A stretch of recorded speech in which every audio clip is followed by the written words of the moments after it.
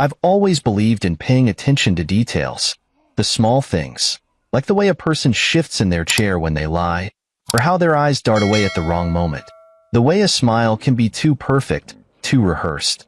It's a skill I picked up over time, mostly as a survival mechanism. And this morning, as I sat at my sister-in-law Caroline's dining table for our monthly family brunch, that skill was screaming at me. Jessica, my wife, placed a steaming cup of coffee in front of me. Her lips curved into that sweet, effortless smile she had perfected over the years. "Made you a special coffee, honey," she said, her voice smooth as silk. Now, I don't claim to be a coffee connoisseur, but I know how coffee should smell. I know the deep, earthy aroma, the rich bitterness that fills the air before you even take a sip. This was different. The second the steam hit my nose, something twisted in my gut. There was an underlying scent, faint but unmistakable, metallic. I didn't react, didn't let my face betray a single flicker of suspicion. Instead, I picked up the cup, swirling the dark liquid gently, pretending to appreciate her effort. "How sweet," I murmured, offering a small smile in return. Jessica's eyes flickered, just for a second, barely noticeable, unless you were looking, unless you knew what to look for. Across the table, Caroline stirred her own coffee lazily, her long nails tapping against the porcelain. She always played the role of the casual observer, watching, waiting, pretending she wasn't in on whatever was happening behind the scenes. I had learned the hard way that with these two, nothing was ever casual. Over the past year, I'd been sick more times than I could count. Stomach pains that kept me doubled over in bed. Nausea so intense I could barely stand. Emergency room visits with doctors scratching their heads, unable to explain why my body was betraying me. And always, it happened after a meal prepared by Jessica or during one of these brunches at Caroline's house. Coincidence? Maybe once, maybe twice. Not this many times. I had theories, of course. Wild, twisted suspicions that any sane man would dismiss. But I'd learned that ignoring the signs didn't make them disappear. So today, I had a plan. I reached for my phone, pretending to check a message. Then, with a perfectly timed stumble, I bumped the table, just enough to make the cups clatter, just enough to create a moment of chaos. "Ah, damn," I muttered, steadying myself. Jessica's hand shot out, her fingers gripping the table's edge. A natural reaction, maybe, but her eyes went straight to my coffee cup. Not me, the cup. That told me everything I needed to know. As I straightened, I reached out, switching my coffee with Caroline's. It was quick, effortless. The kind of move you learn after years of playing defense in a game you never signed up for. Caroline barely glanced up, too absorbed in whatever she was typing on her phone. Jessica, though? She noticed. She recovered quickly, forcing another smile. But I saw the moment of hesitation, the way her throat worked as she swallowed. "Careful, honey," she said, her voice light. "Don't be too clumsy. Wouldn't want you spilling that special coffee I made just for you." I chuckled, lifting the new cup to my lips, pretending to sip. The scent still lingered in the air, twisting my stomach into knots. But now, it wasn't my problem anymore.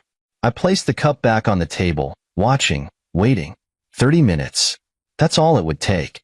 Caroline didn't know it yet, but she was about to become the proof I needed. The proof that my own wife was trying to poison me. 30 minutes. That's all it took. I sat there, calm and patient, watching as Caroline's fingers trembled slightly around the handle of the coffee cup. At first, it was subtle, barely noticeable, just a slight hesitation in her grip. But I saw it. I saw everything. Jessica sat beside me, her body stiff despite the relaxed smile she kept plastered on her face. She was watching too, though she tried to pretend otherwise. Every few seconds, her gaze flicked toward me, then toward Caroline, then back to me again, like she was expecting something to happen. The only problem? It wasn't happening to me. Caroline let out a breath, shifting in her seat. She rubbed her fingers against her temple like she was trying to shake off a headache. "Ugh," she muttered under her breath. "I feel weird." Jessica turned her head sharply, her smile faltering for just a second. "Weird how?" Caroline frowned, blinking a few times. Her normally sharp eyes looked unfocused, like she was struggling to keep up with the conversation. Just off. My hands feel tingly, she murmured, flexing her fingers. And my stomach. Jessica's fingers curled around the edge of the table. Her knuckles were turning white. Maybe it's just the heat, she said quickly, forcing a chuckle. Or maybe you didn't eat enough this morning. I leaned back, resting my arm casually along the chair, pretending to be oblivious. Inside, my pulse was pounding. I knew that reaction. I'd lived it too many times. The nausea that starts as a pit in your stomach, spreading like an invisible sickness. The dizziness that makes the world tilt slightly, just enough to disorient you. The tingling in the fingers, the sudden weakness in the limbs. I'd felt all of it before. And now, Caroline was feeling it. I glanced down at the coffee cup in front of me, the one that should have been mine. It was still untouched, the steam curling lazily into the air. That strange metallic scent still lingered, taunting me. Jessica's hand reached toward her own cup, but she didn't drink from it. She was watching, waiting.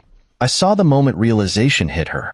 Her breath hitched, her back straightened, and for just a second, just a fraction of a second, her eyes widened in horror before she masked it. Oh, she knew. She knew. This wasn't an accident. This wasn't just paranoia on my part. She had planned this. She had expected me to drink that coffee. And now, as she watched Caroline's body betray her, the weight of her mistake was sinking in. The coffee was poisoned, and she had poisoned it. My own wife. I turned to Caroline, studying her carefully. Her breathing had quickened slightly, and her fingers were now gripping the table as if to steady herself. Her usually sharp tongue had been replaced by sluggish confusion. What exactly did you put in that coffee, Jess? I asked, keeping my voice light, casual. Jessica flinched. What? Caroline doesn't look too good. I gestured to her sister, who was now pressing a hand against her stomach. And it's strange, because that's exactly how I felt. Oh, let's say the last 5 times I've had a meal at your sister's house. Jessica laughed, but it was forced, too high-pitched. Nathan, that's ridiculous. Is it? I tilted my head. Because I've been hospitalized, 3 times in the last 6 months? All with symptoms no one could explain. And now, I don't drink the coffee, but Caroline does, and suddenly, she's sick? That's quite the coincidence, don't you think? Jessica's throat bobbed as she swallowed. You're being paranoid. Caroline let out a soft groan, rubbing her forehead. Jessica, her voice was quieter now, almost breathless. What was in that coffee? Jessica's mask cracked. It was brief, barely a flicker, but I saw it. A glimpse of something raw, something panicked. Caroline, don't be ridiculous. It's just coffee, she snapped, a little too defensively. Caroline blinked up at her, her face pale. No, I said, standing up slowly. It's not just coffee. And you know that, don't you, Jessica? Her eyes darted toward me, then toward Caroline, then back again. Trapped. I pulled my phone from my pocket, unlocking it with a quick swipe of my finger. The recording app had been running since the moment she set that cup in front of me. See, here's what's going to happen, I said evenly, my voice carrying across the table. I'm going to call an ambulance. Caroline is going to get the medical attention she needs. And then, I'm going to make sure they run a full toxicology screen. Jessica's hands clenched into fists. You're blowing this out of proportion, she hissed. Am I?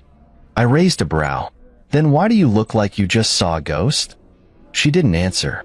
Caroline exhaled shakily. Jessica, her voice trembled, her fingers pressing against her chest. Tell me the truth. Did you put something in that coffee? Jessica's lips parted, but no words came out. She didn't need to say it. Her silence was the answer. I pressed the call button. 911. What's your emergency? Yes, I said, my voice steady. I need an ambulance at 1207 Willow Creek Drive. My sister-in-law appears to be having a severe reaction to something in her coffee. Jessica's breath hitched. She had lost control of the situation. And now? Now, it was my turn to see how far this would go. The moment I hung up with 911, The air in the dining room grew suffocatingly thick. Jessica's face had lost all its color. Her fingers clenched into trembling fists at her sides. Caroline groaned, her forehead damp with sweat, gripping the edge of the table like she was trying to anchor herself to reality. I watched Jessica carefully. She was too quiet, not rushing to Caroline's side, not trying to comfort her, not showing the panic of a loving sister watching her sibling suffer. No, she was calculating. Her mind was working overtime, trying to figure out how to talk her way out of this. I wasn't going to give her the chance. "You were never expecting me to make this call, were you?" I said, my voice calm but firm.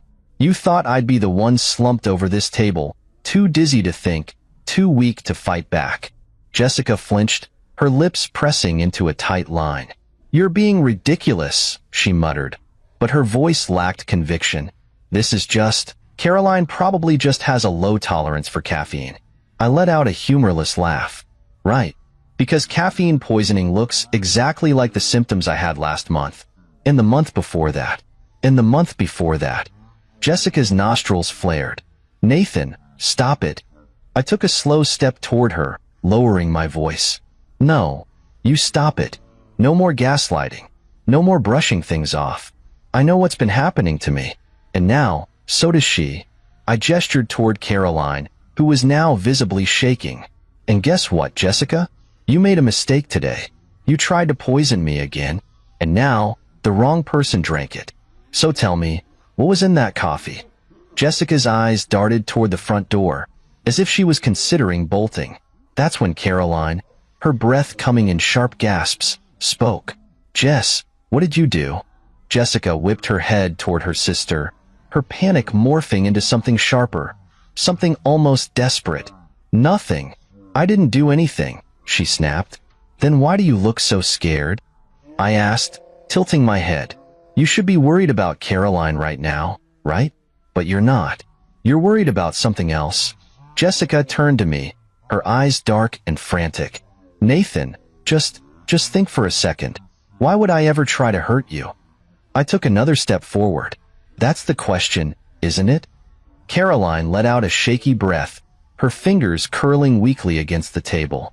"Oh my God," she whispered, realization dawning on her face. The board meeting. Jessica froze. And there it was, the crack in her armor. I felt something cold settle in my chest. I had suspected, but now, I knew. Caroline's voice was weak, but her words cut through the tension like a blade. "That's why, isn't it? That's why you've been doing this to Nathan." She lifted her head, eyes glassy but filled with betrayal. "You wanted him out of the way." Jessica clenched her jaw. "You don't know what you're talking about." Caroline let out a bitter, rasping chuckle. "Oh, I think I do." She turned to me, eyes flickering with something I hadn't expected, guilt. "Nathan, I should have seen it. I should have known." I frowned. "Known what?" She swallowed hard. "Jessica's been after your position at work for months." I exhaled slowly, my fingers curling into fists. Of course, the Henderson account, the biggest client of the year, the contract that had the potential to change everything. And I was leading the pitch. Jessica worked at the same firm, but she'd been struggling to land major accounts. She was good at what she did, but she didn't have the reputation I had built over the years. And Henderson? They had requested me personally. She must have seen it as a threat. She must have thought I was in her way. Caroline's voice was thick with regret. She kept saying how unfair it was that you were stealing opportunities from her. How she was the one who deserved to be handling the firm's biggest clients. She let out a breathless, humorless laugh. I thought it was just talk. I didn't know she'd actually... Her voice broke off with a pained shudder. Jessica's hands were trembling now. "It wasn't supposed to be like this," she whispered. I stared at her. "What wasn't supposed to be like this?" She looked up at me, something raw and desperate in her eyes. "You weren't supposed to figure it out." A cold, empty silence stretched between us. "You were just supposed to miss the meeting," she admitted, voice barely above a whisper. "Just one meeting. Just one. So they'd think you were unreliable. So they'd let me take the lead instead." Her voice cracked. "But you kept bouncing back. No matter what I did. You kept showing up, and then they gave you the next big account, and then the next, and the next. Her breath came in short, angry gasps. Do you know what it's like to work twice as hard, only to be overlooked again and again? She snapped, her voice rising. To have everything you deserve handed to someone else? I stared at her in disbelief. Deserve? You think you deserve my job? Jessica's face twisted with something ugly. Yes, she spat. I do, because I work just as hard as you. But nobody ever notices me when you're in the room. I'm always just Jessica, just another employee, just your wife. Asterisk. She let out a shaky breath. I thought if you got sick just once, just one time, I'd finally get my chance. My stomach turned. Caroline let out a wheezing, pained laugh. Well, congratulations, she croaked. You got your chance. And now, you're going to prison for it. Jessica's face twisted in panic. Caroline, no. I didn't mean for this to happen. Shut up, I snapped, my voice like ice. Jessica flinched. I pulled my phone out again, tapping the screen. I recorded everything, I said coldly. You just confessed to poisoning me. Her eyes went wide. No, I didn't mean. Doesn't matter, I interrupted. You said it, and the police are already on their way. Jessica's face twisted into something I barely recognized. A mixture of rage, panic, and sheer disbelief. You, she started, but the distant sound of sirens cut her off. Her head snapped toward the window, her hands shaking violently now. Caroline exhaled shakily. You're done, Jess, she whispered. It's over. And for the first time since this nightmare started, Jessica realized she had lost. The sirens grew louder, and Jessica's breath quickened. She looked like a cornered animal, eyes darting toward the front door, the windows, the hallway, anywhere that could offer an escape. But there was nowhere to run. I didn't take my eyes off her as I stood by Caroline's side, gripping my phone like it was my lifeline. Because right now, it was. A moment later, the paramedics burst through the front door, their voices brisk and professional as they moved toward Caroline. What are her symptoms? One of them asked, already kneeling beside her. She's dizzy, weak, nauseous. I listed, stepping back to give them space. Her hands have been shaking. She's having trouble keeping her balance. Caroline groaned as one of the medics checked her pulse, then flashed a light into her eyes. Her pupils are dilated, he murmured to his colleague. Possible toxic reaction. Jessica stood frozen in place, watching with wide eyes. Ma'am, the paramedic turned to her. Do you know what she's ingested? Jessica's mouth opened and closed. No words came out. I do, I said calmly.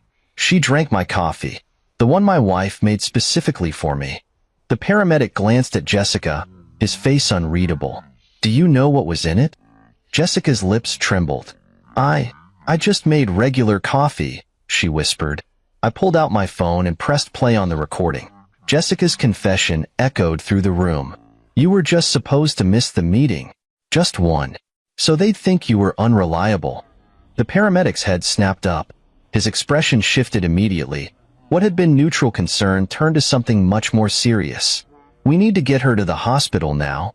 Two medics lifted Caroline onto a stretcher as she whimpered in pain. I'll ride with her, I said quickly. Jessica took a step toward me, her face pale. Nathan. I turned on my heel and walked away, leaving her standing there as the police car pulled into the driveway. The ride to the hospital was tense.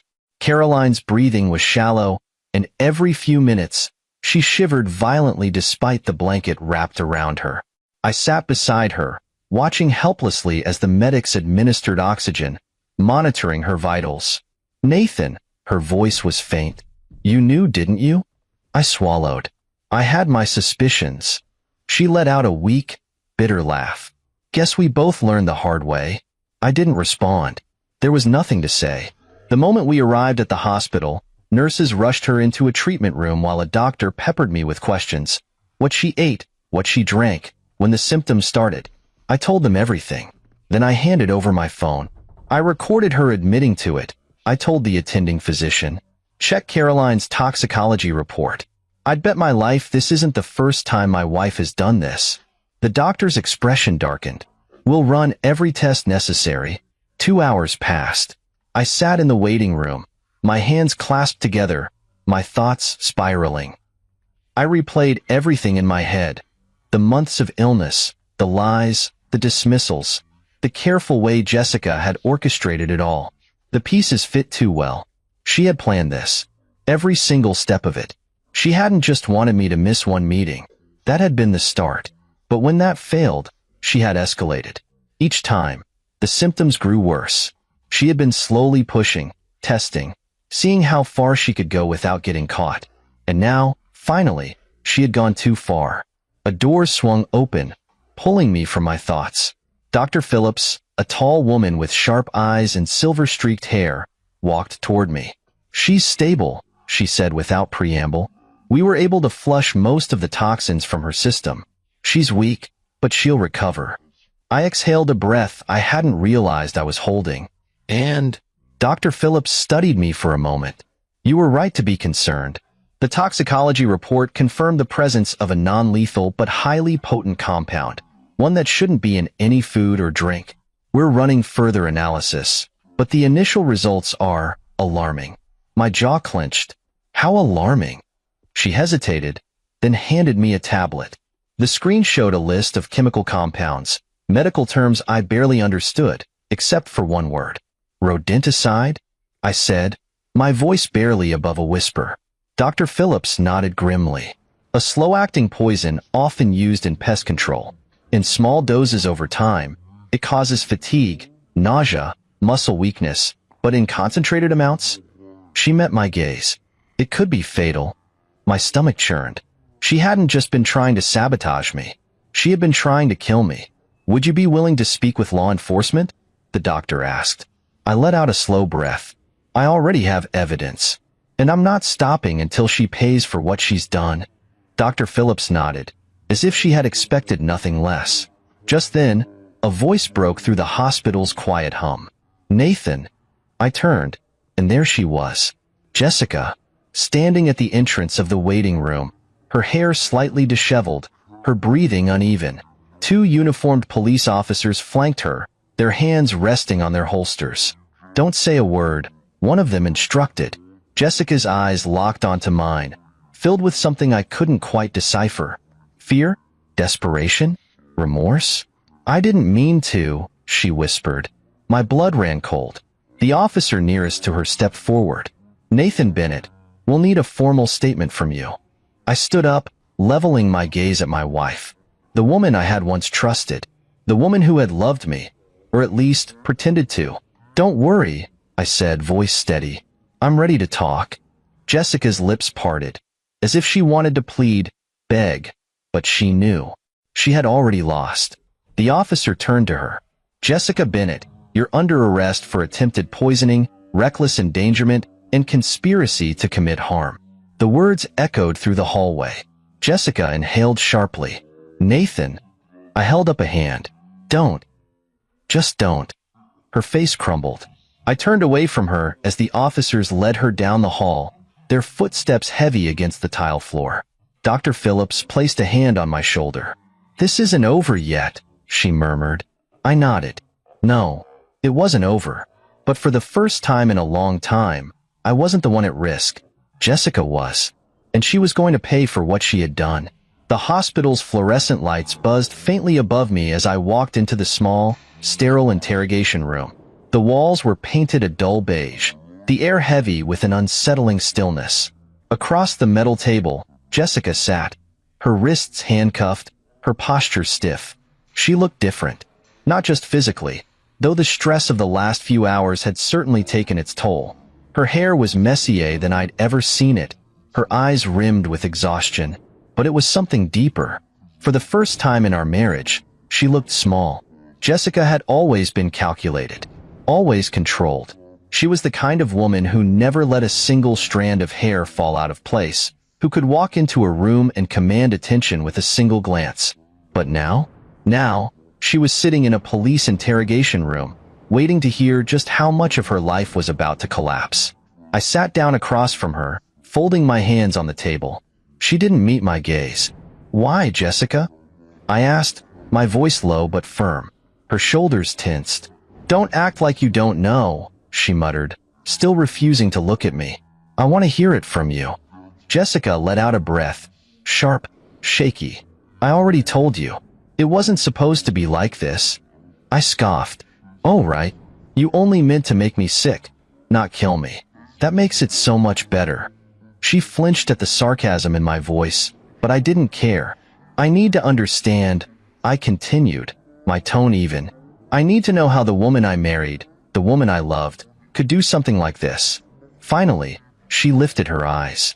And for a brief moment, I saw it. The flicker of something beneath the cold calculation. Regret? Shame? Or just the horror of getting caught? Jessica inhaled slowly. "Do you know what it's like, Nathan?" she asked softly. "What?" "To be invisible," she whispered. I frowned. "Jessica, what the hell are you talking about?" She let out a bitter laugh. "You don't get it. You never had to get it. Everything has always been so easy for you." Her gaze sharpened, her fingers curling into fists. "You walk into a room, and people listen to you. They respect you. They want to work with you.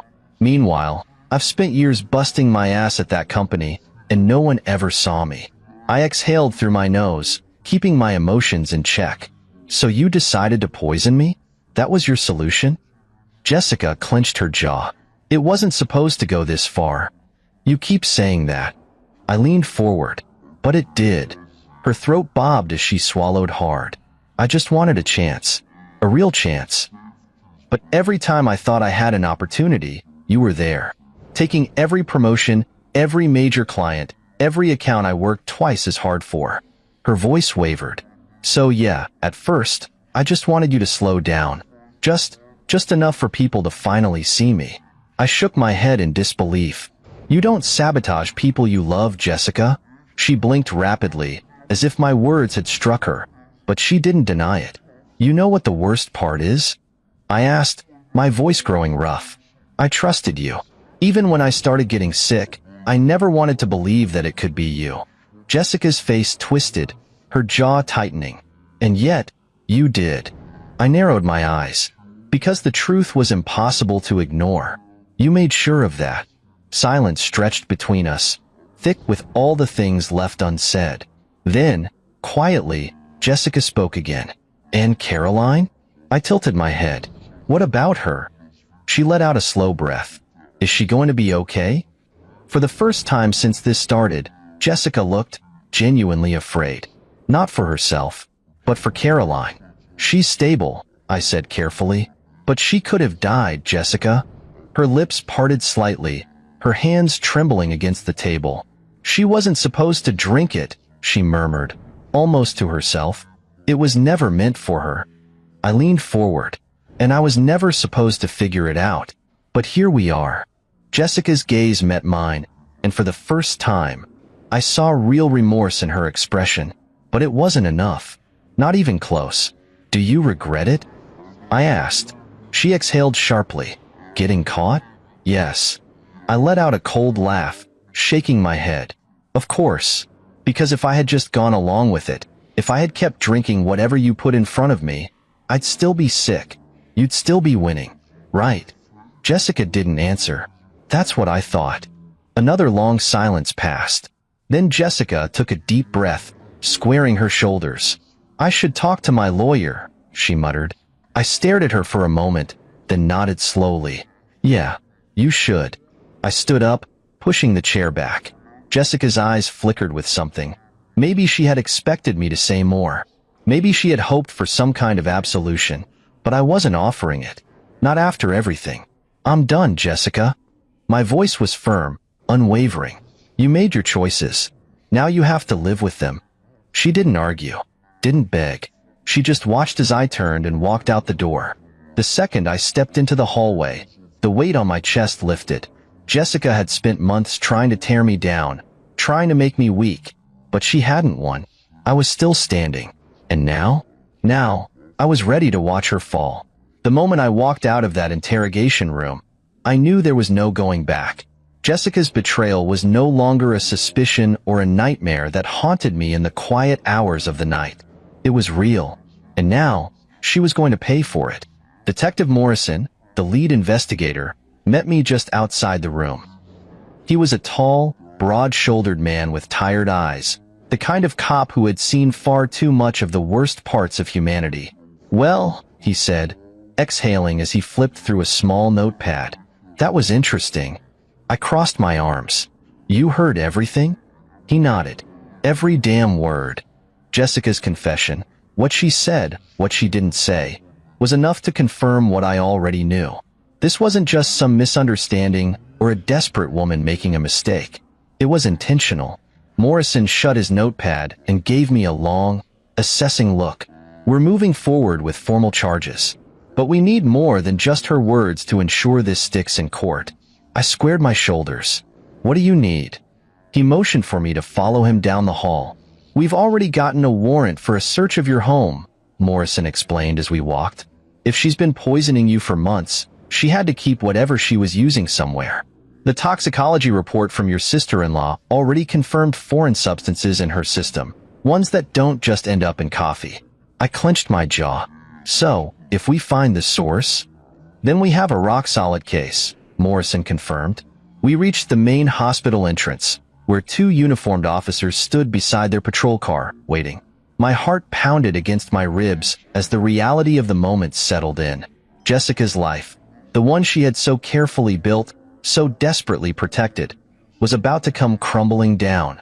And for the first time, I didn't care. When we arrived at the house, it was surreal walking into what had once been my home. The officers moved through the rooms with practiced efficiency, opening cabinets, drawers, even checking behind the fridge. I stood in the doorway of our bedroom, watching as one of the officers went through Jessica's nightstand. "You lived with her every day," Morrison said beside me. "Did she ever seem nervous? Like she was hiding something?" I let out a slow breath. "She was careful, very careful. She never left anything obvious out in the open. But I knew Jessica, and I knew she wasn't invincible." We moved to the kitchen next. One officer was already digging through the spice cabinet, another checking the pantry. The detective in charge of collecting evidence turned to Morrison. "We've got something." I followed them to the lower cabinet near the sink. The officer pulled out a small black box, setting it carefully on the counter. It looked unremarkable at first, just an ordinary storage container. But when they opened it, the air in the room shifted. Inside were bottles. Small, carefully labeled vials of substances I didn't recognize. Some with their original pharmaceutical labels, others without. Morrison picked one up, his expression darkening. "This," he said, handing it to the evidence tech, "isn't something you buy at a grocery store." I stared at the collection, my stomach churning. All this time, Jessica had been keeping stock of whatever she had been using on me, like I was some experiment. One of the officers handed me a piece of folded paper. "You might want to see this." I unfolded it, my hands tightening around the edges. It was a list. Dates, dosages, effects. She had documented everything. Every single time I had fallen ill. Every headache. Every emergency room visit. Every unexplained sickness. Jessica had written it all down, like she was conducting some kind of sick, twisted study. Morrison let out a low whistle. "Well, this is damning." I swallowed hard, feeling my pulse roar in my ears. "You're telling me?" The realization hit me like a truck. She never planned on stopping. If I hadn't switched that cup with Caroline's, if I hadn't started questioning things, would I have survived the next dose? Would she have gone all the way? The thought sent ice through my veins. Morrison motioned to the officers. "Bag all of it. We're done here." Back at the station, I watched from a distance as Jessica was led from her holding cell to a different interrogation room. She didn't fight, didn't try to run. But when she caught sight of me through the window, she hesitated. For just a moment, I saw something flicker in her eyes. Regret? Or just fear of what happens next? Detective Morrison gestured for me to step inside the observation room. From here, I could see and hear everything. But Jessica couldn't see me anymore. He sat across from her, setting the black box on the table with a thud. Jessica's entire body tensed. Morrison leaned forward. "You recognize this, don't you?" She didn't answer. "You kept records," he continued, tapping the sheet of paper I had read earlier. You documented every time you poisoned your husband.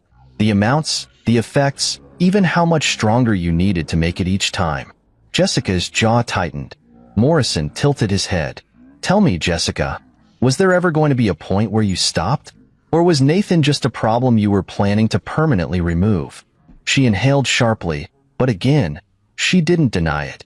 Morrison sat back, shaking his head. Here's the deal. You're facing multiple charges, and trust me, none of them are going away. The evidence speaks for itself. He gestured to the vials. These chemicals don't just end up in someone's coffee by accident. Jessica's hands trembled slightly in her cuffs. I didn't. I wasn't trying to. Save it, Morrison cut in. The only thing left for you to decide is whether you want to fight this in court or cooperate. Jessica's face twisted, her breath uneven. Morrison didn't press her. He didn't need to. Because we both knew the truth now. There was no coming back from this. Jessica had destroyed her life with her own hands. And as much as part of me wanted to feel sorry for her, I just couldn't. This was justice. The courtroom was silent as the judge entered, his expression unreadable. I sat in the front row, my hands clenched together, watching as Jessica was led inside. She looked different from the woman I had married. Smaller, weaker, as if the weight of her crimes had finally settled on her shoulders. She didn't look at me. Not once. The trial had been long, grueling, and painfully public. The media had gotten hold of the story early on. A successful businessman poisoned by his own wife in a slow, methodical attempt to destroy his career. The details were too sensational for them to ignore. Jessica's defense team had tried everything. They painted her as a woman driven to desperation, overshadowed by her husband's success, pressured by a competitive industry. They argued that she hadn't meant to cause permanent harm, only to level the playing field. But the evidence was overwhelming. The prosecution had laid it all out, piece by piece. 1. The toxicology reports, the substances found in Caroline's system were traced directly to the vials recovered from our home. The slow-acting poison had been used in varying doses, just enough to cause sickness without immediate suspicion. 2. The recordings, my secret recordings from the brunch, where Jessica confessed to sabotaging me, were played for the jury. The sound of her voice, laced with frustration and entitlement, sealed her fate. 3. The documented pattern, the handwritten notes from our kitchen cabinet, Jessica's detailed log of my symptoms, had been particularly damning. The prosecutors called it a systematic experiment in cruelty. 4. The witness testimonies. Caroline had taken the stand, her voice shaking as she recounted how Jessica had dismissed her concerns over the years. My colleagues from work testified about my unexplained illnesses, my declining health, and how Jessica had subtly planted doubts about my reliability. When the lead prosecutor delivered his closing statement, I knew it was over. This was not an accident, he said firmly, pacing the courtroom floor. This was premeditation. Jessica Bennett did not act out of desperation. She acted out of calculation. She saw an obstacle in her husband, and instead of working harder, she tried to eliminate him. Jessica sat stone-faced as the jury was dismissed to deliberate. It didn't take them long. 2 hours later, they returned. The judge asked the foreperson to read the verdict. My heart pounded in my chest. We, the jury, find the defendant guilty on all counts. Jessica inhaled sharply, her mask finally cracking. I let out a slow breath, closing my eyes for just a moment. It's over. The judge wasted no time.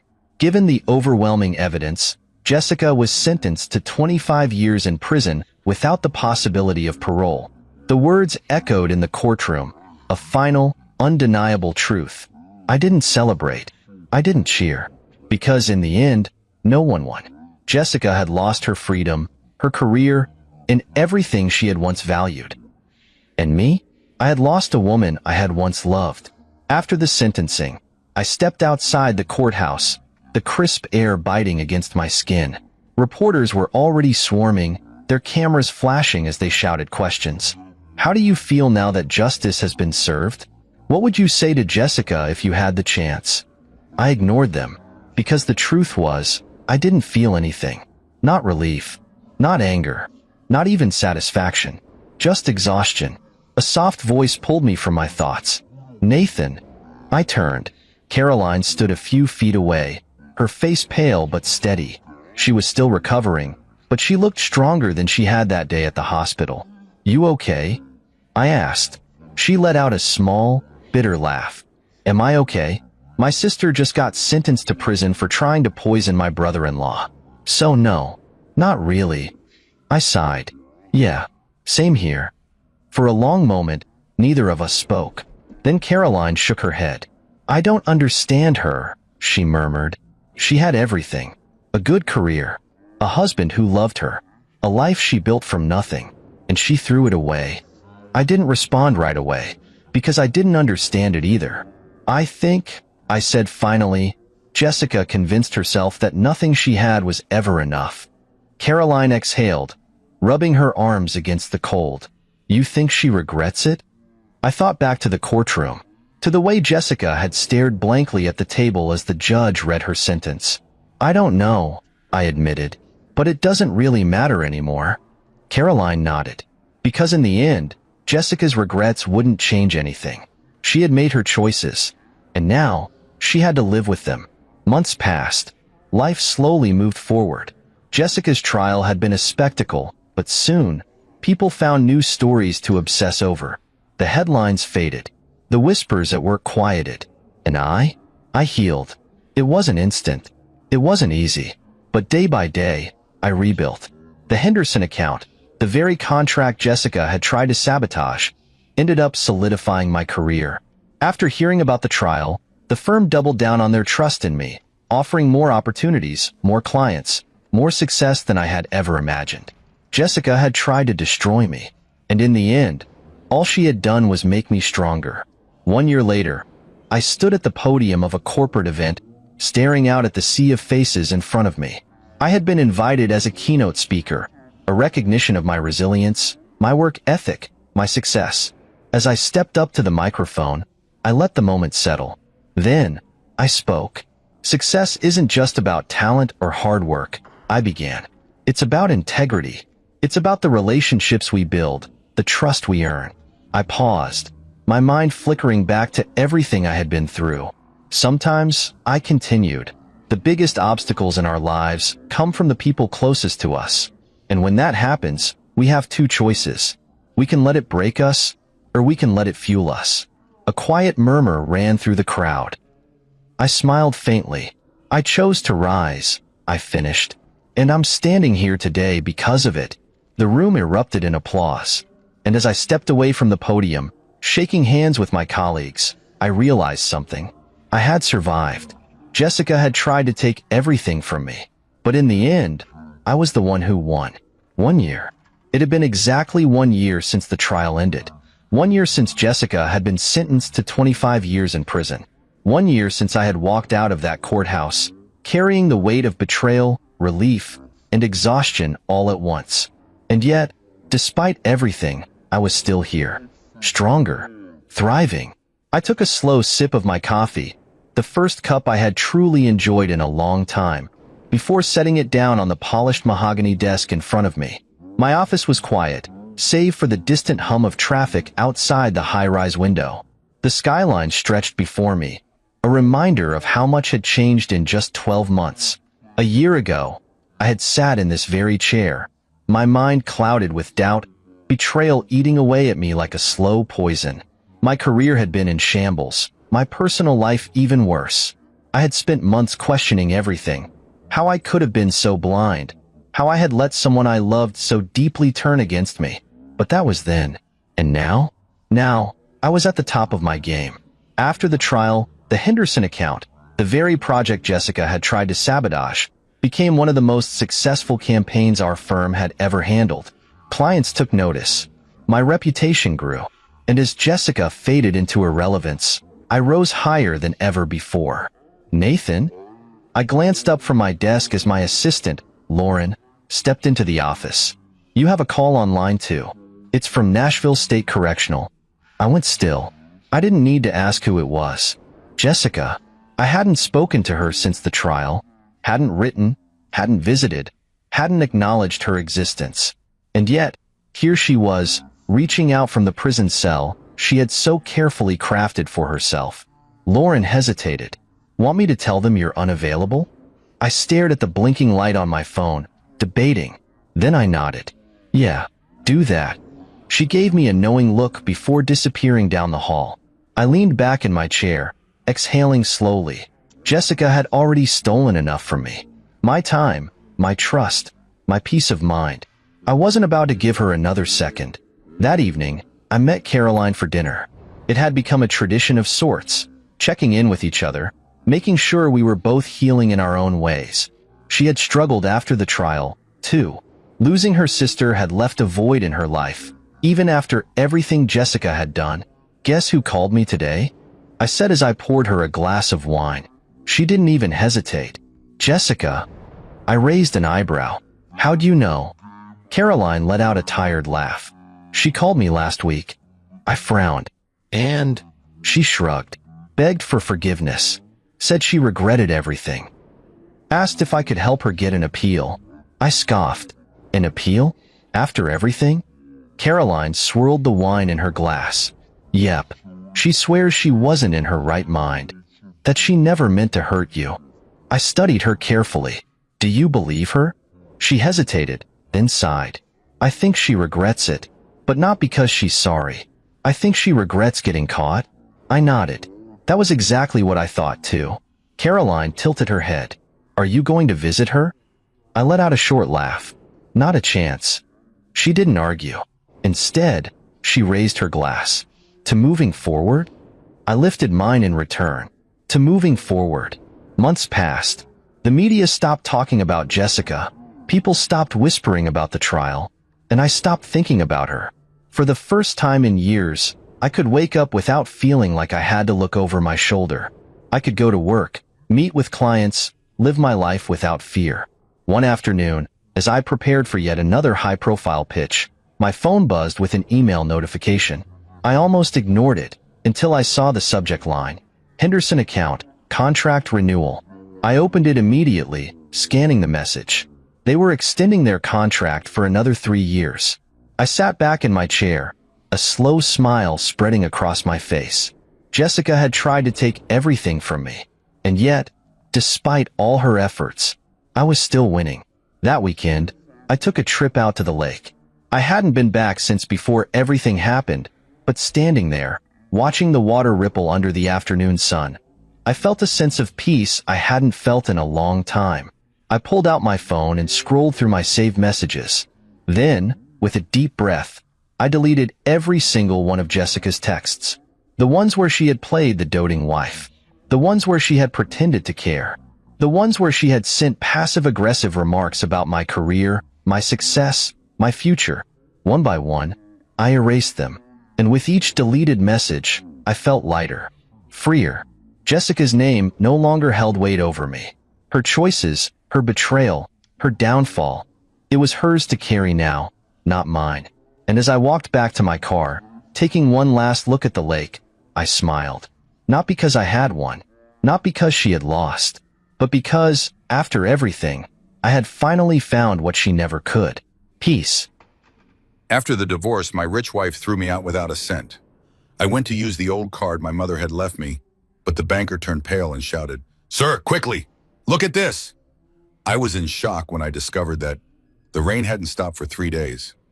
I remember that detail because Elena kept complaining about it, how the weather was ruining her birthday week, how the gray skies made everything feel so dreary, how she couldn't wear the new Louboutins she'd bought because the streets were flooded. She said all of this while cutting into a $200 steak at Maria, her favorite restaurant in Central Park South, the one where the waiters knew her by name and always kept her preferred table by the window available. I wasn't eating. My plate sat untouched in front of me, the food growing cold while I watched her. Really watched her. The way she laughed too loudly at something her friend Marcus said over the phone. The way she didn't even glance at me when she finally hung up. The way her diamond earrings caught the candlelight. Earrings I'd given her for our 5th anniversary, back when I still believed we were building something together. "You're not eating," she said, finally noticing me. Her voice had that edge to it, the one that always appeared when I wasn't performing my role correctly. "Are you trying to make some kind of statement, David?" I wasn't. I was just tired. Tired of being the husband she paraded around at charity galas while whispering to her friends that I was decent enough considering. Tired of living in her penthouse, sleeping in her bed, wearing clothes purchased with her family's money. Tired of being reminded in 1,000 subtle and not so subtle ways that I was a guest in her life, not a partner. I'm fine, I said quietly, just not hungry. She rolled her eyes, actually rolled them, like a teenager annoyed with a sergeant, and went back to her steak. The waiter appeared asking if everything was satisfactory, and Elena launched into a detailed critique of the wine pairing. Using words I'd learned meant absolutely nothing, except that she enjoyed making service workers scramble. That's when I knew. Sitting there in that overpriced restaurant, watching my wife of 7 years treat a stranger with more attention than she'd given me in months, I knew our marriage was over. Had been over probably for longer than I wanted to admit. The question wasn't whether we'd end, it was when and how much of myself I'd lose in the process. I didn't have to wait long for the answer. We didn't speak in the car ride home. Elena scrolled through Instagram, double-tapping photos of people I'd never met, people from her world, the world of trust funds and summer homes in the Hamptons, of prep schools and country clubs where memberships cost more than most people earned in a year. I'd never quite fit into that world despite 7 years of trying. My mother used to tell me that love didn't care about bank accounts. She'd say it while we sat in our small apartment in Queens, her working double shifts as a nurse while I studied for the scholarship exams that would eventually get me into a decent college. She'd say it while we ate pasta for the 4th night in a row because that's what we could afford. She'd say it with such conviction that I believed her. She was wrong. Or maybe she was right, and what Elena and I had was never love at all. The penthouse was dark when we arrived. 23rd floor, floor-to-ceiling windows overlooking Manhattan, the kind of view that makes tourists press their faces against glass barriers and dream. I used to stand at those windows and feel like I'd made it, like the kid from Queens had somehow cracked the code, married the princess, entered the castle. Now I just felt like an imposter waiting to be found out. "We need to talk," Elena said, kicking off her heels and walking to the bar. She poured herself a scotch, Macallan 25 because of course, without offering me one. Not that I wanted it. Here it comes, I thought. "This isn't working," she continued, her back still to me. "You know it isn't working." I did know. But hearing her say it out loud made something crack open in my chest. Something I'd been keeping carefully sealed for months. "What do you want, Elena?" She turned then, and I saw something in her face I'd never seen before. Not anger, not sadness, just a cold clinical assessment, like she was evaluating a bad investment. "A divorce," she said simply. "A clean one, quick, no drama." The word hung in the air between us. Divorce, the end of everything we'd built, or everything I thought we were building while she'd apparently been planning her exit strategy. "Okay," I said, because what else was there to say? Her eyebrows lifted slightly. She'd expected a fight maybe, tears, begging. But I'd learned something in 7 years of marriage to Elena Whitmore. She always got what she wanted. Fighting only prolonged the inevitable and gave her ammunition to use against you later. "Okay," she repeated. "That's it? What do you want me to say? That I'll fight for a marriage you clearly checked out of months ago? That I'll make this difficult? I won't. If you want a divorce, we'll get a divorce." Something flickered across her face, surprise, maybe, or disappointment that I wasn't giving her the scene she'd rehearsed for. Then it was gone, replaced by that same cool efficiency. "Good. My lawyer will send over the papers tomorrow. You can have Harold look them over." "Oh, wait." She smiled, and it was not a kind smile. "You can't afford Harold, can you? Well, I'm sure there are plenty of adequate attorneys who work for less." There it was. The knife slipped between the ribs so smoothly I almost didn't feel it at first. "I'll find someone," I managed. She took a sip of her scotch, studying me over the rim of the glass. "You should probably start packing. I'd like you out by the end of the week. The penthouse is in my name, obviously, as is, well, everything, really." My throat tightened. "Everything?" Did you contribute to the down payment, David? The mortgage? The renovations? Do you pay the maintenance fees? Each question was delivered with surgical precision. No, so yes, everything. I'd known this, of course, somewhere in the back of my mind. I'd always known that nothing in this life was actually mine. But knowing it theoretically and having it laid out in such stark terms were different things. I have some savings, I started. Do you? Her smile widened. That joint account we opened when we got married? I closed it this afternoon, transferred everything to my personal account. My lawyer says it's perfectly legal. It was my money funding it anyway. You're welcome to whatever's in your old checking account from before we met. I'm sure those, she paused, pretending to calculate. $700 will take you far. The room tilted slightly. $700. That's what 7 years of marriage had left me with. $700 and a closet full of designer clothes I'd never wanted, paid for with money that was never mine. Elena. Oh, and David? She set down her glass and walked toward the bedroom, pausing in the doorway.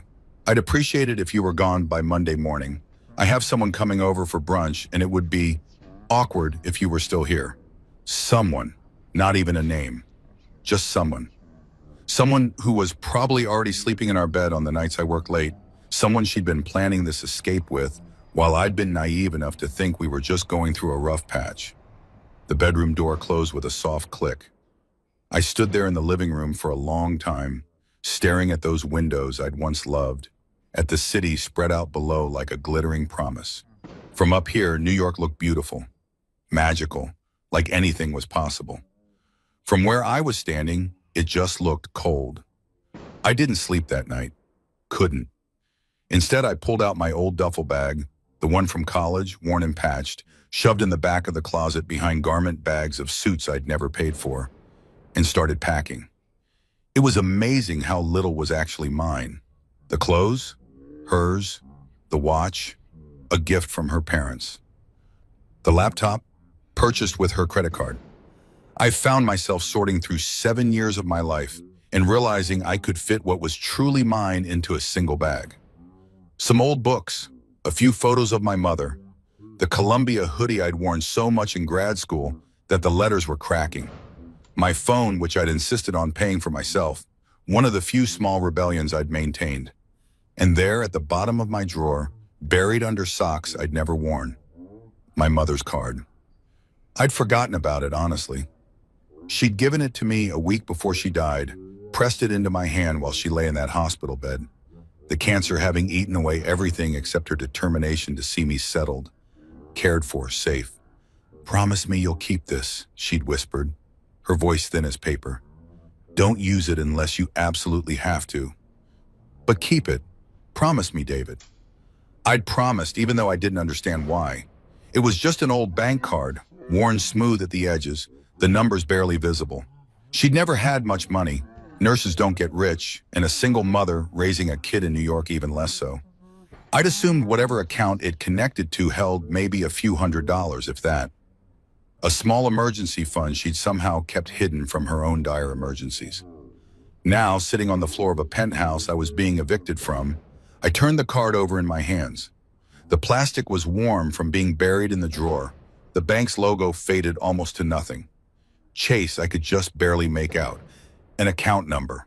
My mother's name embossed in raised letters. Margaret Chen. She'd gone by her maiden name after my father left. Kept it even after he died. Years later, as if erasing the name Sullivan from her identity could erase the pain of being abandoned with a 2-year-old and nothing else. I'd taken her name when I turned 18. Legally changed it. David Sullivan died with the man who'd created him. David Chen was my mother's son, wholly and completely. Elena had hated that, insisted I should go back to Sullivan for professional reasons. That Chen made me sound too ethnic for the circles we moved in. I'd refused, one of the few times I'd stood firm against her will. My mother had given me everything. I'd be damned if I erased her from my name. I slipped the card into my wallet, though I wasn't sure why. Habit maybe, or sentimentality, or the desperate hope that my mother, somehow, had left me something that could help me survive the next few days until I figured out what came next. The sun was rising by the time I finished packing. Gray light filtered through those expensive windows, washing everything in shades of nothing. I could hear Elena in the bedroom, her alarm going off, the sound of her morning routine beginning, shower, skincare, the ritual of constructing the perfect Elena Whitmore that the world would see. I left before she came out, didn't say goodbye. What was there to say? The streets were still wet from the rain, but it had finally stopped. I walked for hours, my duffel bag over my shoulder, my phone dying slowly in my pocket because I hadn't thought to grab my charger and it had probably been purchased with her money anyway. I'd called my friend Marcus, not her, Marcus, my Marcus, from grad school, and he'd said I could crash on his couch for a few days. Not long, he'd warned. His girlfriend was already annoyed about how small their apartment was. But a few days, enough time to figure out next steps. Except there weren't many steps to figure out. I'd been working at Elena's family's investment firm, a cushy position I'd gotten not through merit, but through marriage. That would end with the divorce, obviously. I had no real savings. $700 might cover a week in a shitty motel if I was lucky. My credit cards were all connected to accounts she'd controlled. I didn't have a car. We'd sold mine years ago because it's ridiculous to have two cars in Manhattan, David, and mine is nicer anyway. I'd willingly dismantled my own independence piece by piece, thinking I was building a partnership. Thinking love meant merging everything, sharing everything, becoming a unit instead of two separate people. I'd been an idiot. By noon, I found myself standing outside a Chase Bank branch in Midtown. I don't know what made me walk in, desperation maybe, or the vague thought that I should at least see if my mother's account had anything in it before I started pawning what little I owned. The branch was nearly empty, just a few people at the ATMs and a banker sitting at one of the desks, scrolling through his phone with the look of someone bored beyond measure on a Saturday morning. I approached the ATM first, slid in my mother's card, waited for it to be rejected, and to tell me the account was closed, expired, invalid. Instead, it asked for a PIN. I stood there staring at the screen, trying to remember. Had my mother ever told me? I entered her birthday. Invalid. My birthday. Invalid. One more try before the card would be locked. On impulse, I entered the date she'd given me the card. The day before she died. The screen changed. Account accepted. Would you like to check your balance? My hand trembled slightly as I pressed yes. The machine thought for a moment, and then, error. Please see a banker for assistance. Of course, the account probably had $12 in it, and the ATM couldn't even process something that pathetically small. I pulled out the card and walked to the desk, where the bored banker looked up with the expression of someone about to deliver bad news he'd delivered 1,000 times before. Can I help you? Yeah, I have this card from my mother. She passed away 6 years ago, and I'm just trying to see if there's anything in the account. I slid it across the desk, feeling like I was begging. Maybe I was. He picked it up, glanced at it, started to insert it into his computer with that same bored expression. And then his face changed. It was subtle at first, just a slight widening of the eyes, a pause in his movements. But then he looked at the screen, looked at the card, looked at me, and the blood literally drained from his face. Sir, he said, his voice suddenly very different, very careful. Can you wait here for just one moment? Is something wrong? No, not wrong. Just please wait here. He stood up so quickly his chair rolled backward, and then he was walking, almost running to the back offices, the card still in his hand. I watched him go, confused, a sick feeling building in my stomach. Had my mother done something illegal? Was this some kind of fraud? Was I about to be arrested for trying to access a dead woman's account? Minutes passed, long minutes. Other bankers started glancing my way, whispering to each other. A woman in a suit came out of the back office, looked at me, said something sharp to the first banker. I couldn't hear. And then they were both walking toward me, and the man's face was still pale, and the woman was carrying a folder, and Mr. Chen, she said, and her voice was gentle in the way people's voices get when they're about to change your life. I'm Rebecca Stein, the branch manager. Could you come with me, please? To somewhere more private? The sick feeling intensified. What's going on? Sir, the first banker said, and his voice was shaking slightly. Please, you need to see this. They led me to a private office in the back, closing the door behind us. The manager sat down across from me, opened the folder, and pulled out a statement. Mr. Chen, I need to verify your identity first. Can I see your driver's license? I handed it over with shaking hands. She studied it, compared it to something on her computer screen, nodded. It's you, she said quietly. You're really you. What are you talking about? She slid the statement across the desk.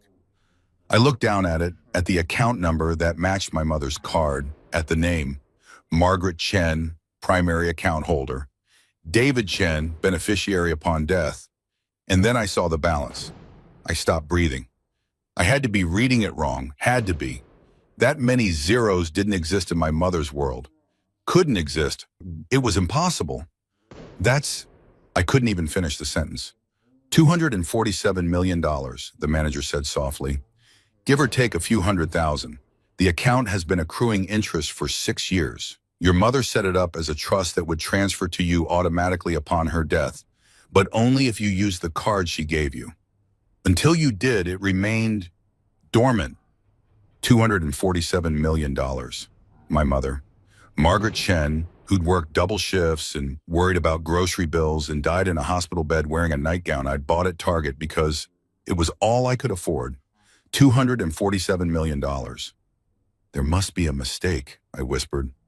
But Rebecca Stein was shaking her head, pulling out more papers, more documents I couldn't focus on because the number kept swimming in my vision.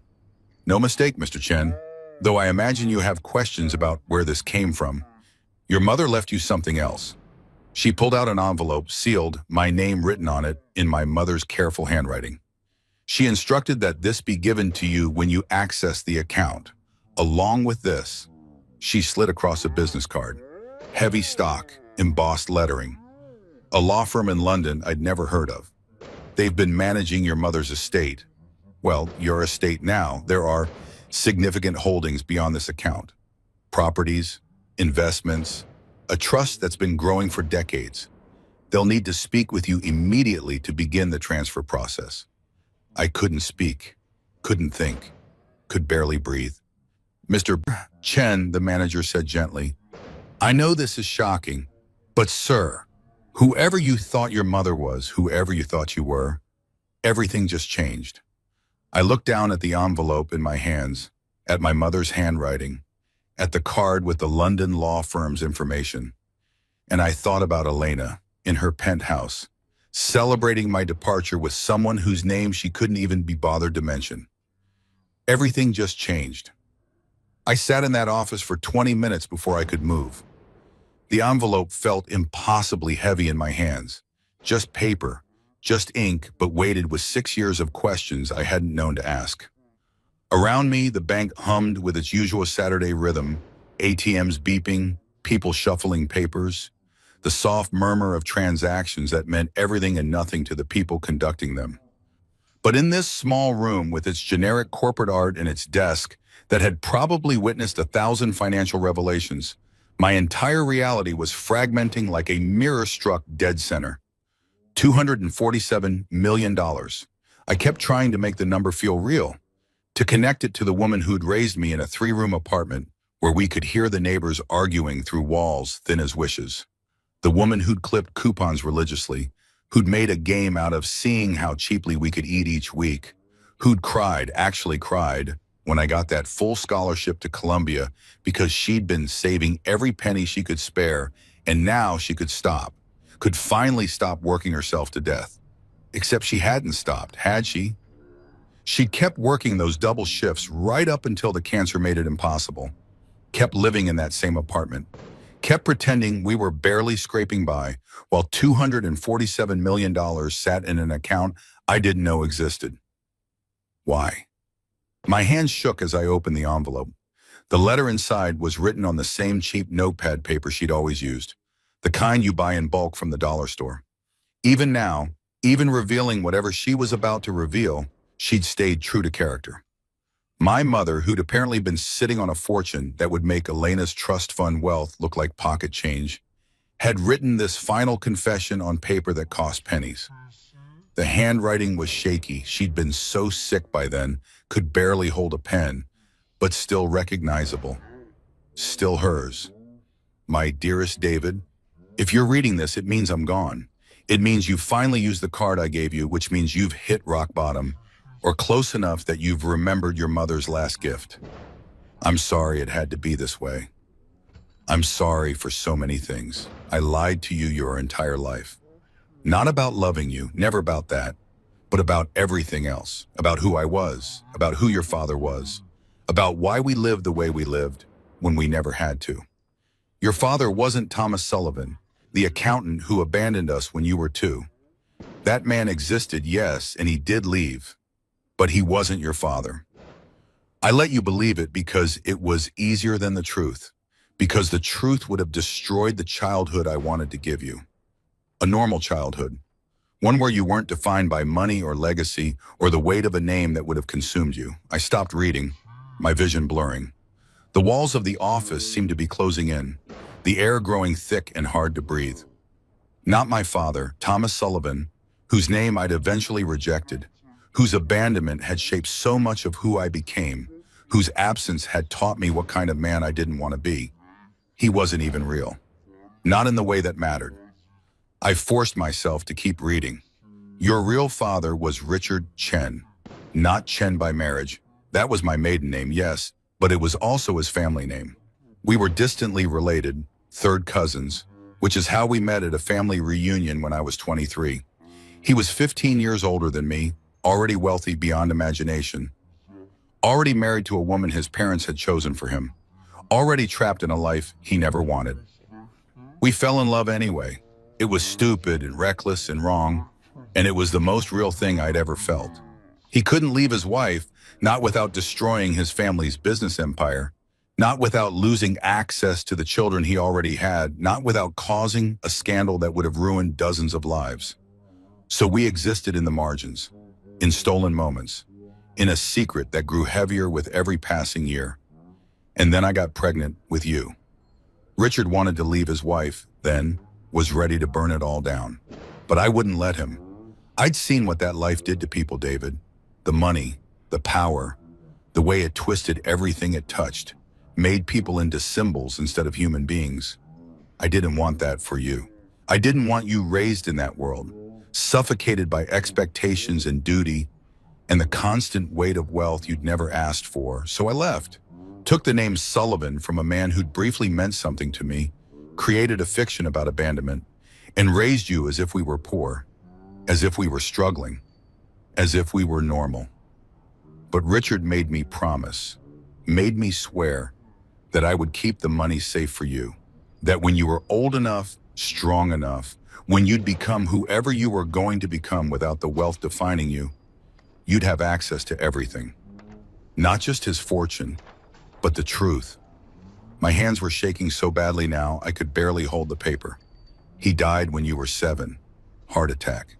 I went to his funeral and stood in the back, anonymous, watching his legitimate family grieve. His wife never knew about us, his other children, your half-siblings, never knew about you.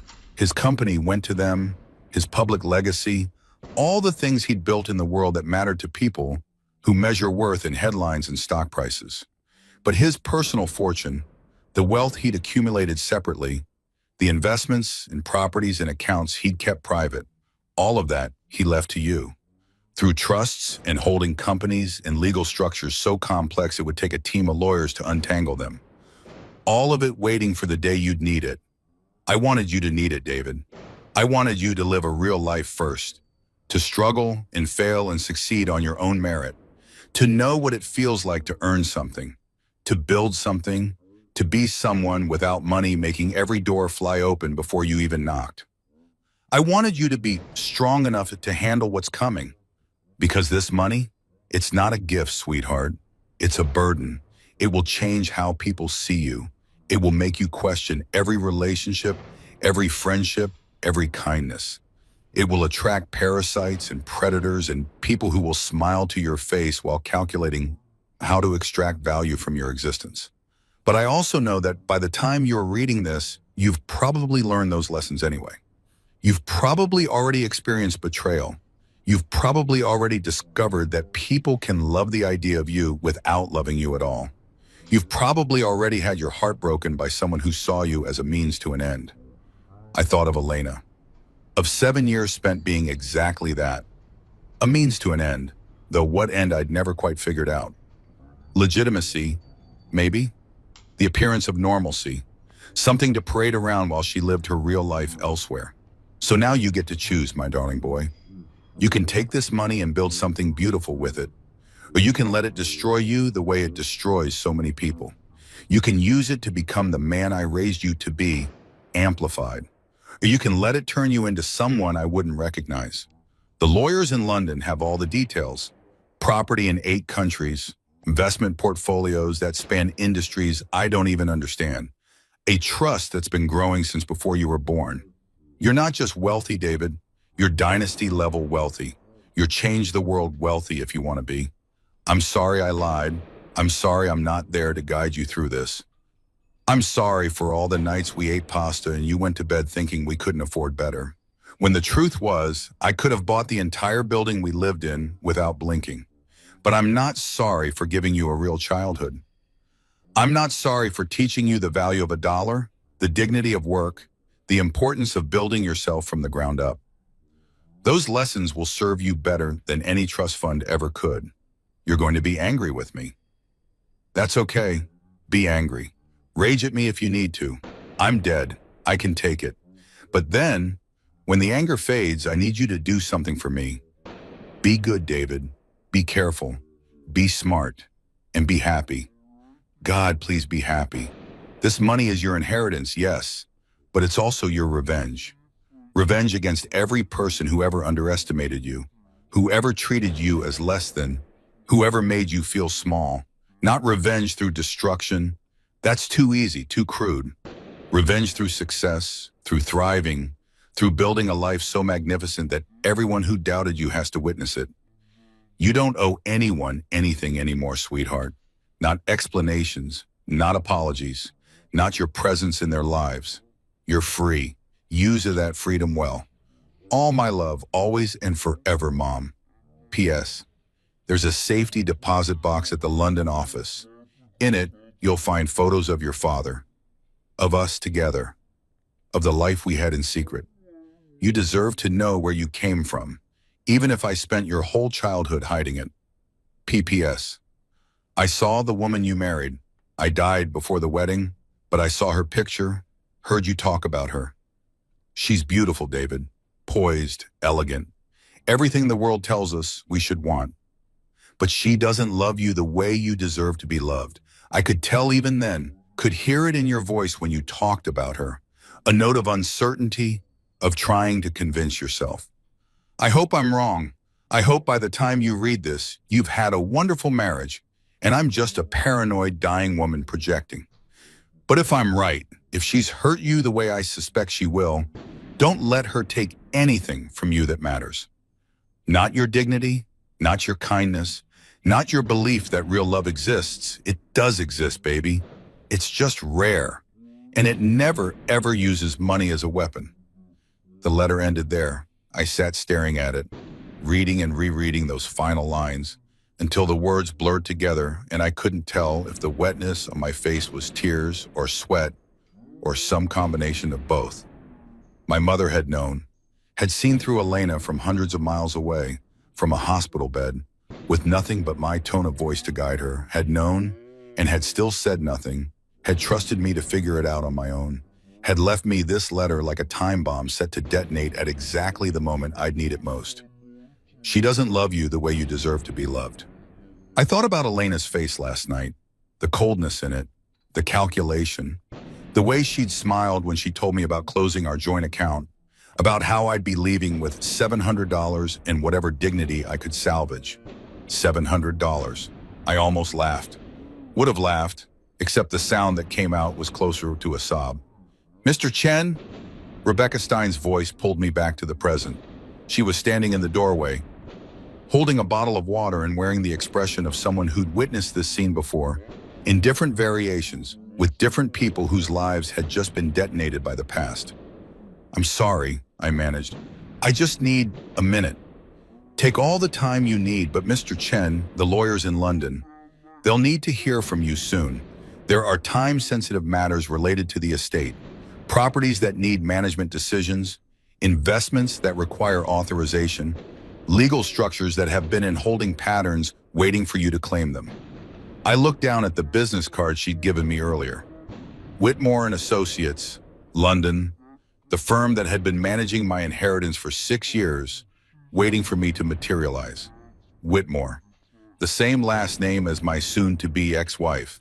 The universe apparently had a sick sense of humor. "What do I need to do?" I asked. "Call them. Today, if possible. They'll arrange for you to fly to London. First class, all expenses covered from your account. There's a team waiting to brief you on everything. The full extent of your holdings, the legal structures in place, the various entities your father created. It's..." She paused, choosing her words carefully. "It's complicated, Mr. Chen. Dynasty-level wealth is always complicated." Dynasty-level wealth? The same phrase my mother had used. I thought about the penthouse I'd been evicted from, the one Elena was so proud of, the 23rd floor apartment that had seemed like the pinnacle of success. Thought about her family's wealth, old money from banking and real estate, the kind of fortune that bought influence and memberships and the right to look down on people like me. Dynasty-level wealth made that look like a rounding error. "There's one more thing," Rebecca said quietly. She pulled out another folder, this one thicker. "Your mother left very specific instructions about privacy.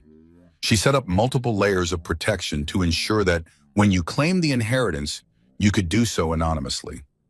Shell corporations, trusts, legal barriers between your name and the money. If you want, and I strongly recommend you do, you can keep this completely private. No one needs to know who you are or what you have, not until you are ready to reveal it." "Why would she do that?" Rebecca smiled sadly. "Because she was protecting you, Mr. Chen. From exactly the kind of people who'd come out of the woodwork if they knew. The distant relatives suddenly remembering family bonds. The investment opportunities that are too good to pass up. The charitable causes that desperately need your support.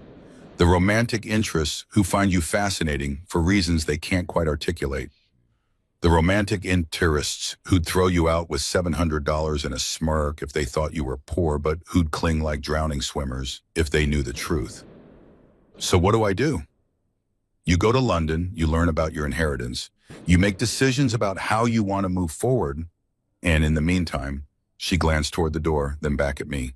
"In the meantime, you live your life as if nothing has changed. You don't tell anyone. You don't show any signs of sudden wealth. You let whatever's happening in your personal life play out naturally, without the money influencing anything." "You mean my divorce?" She didn't answer directly, but her expression said enough.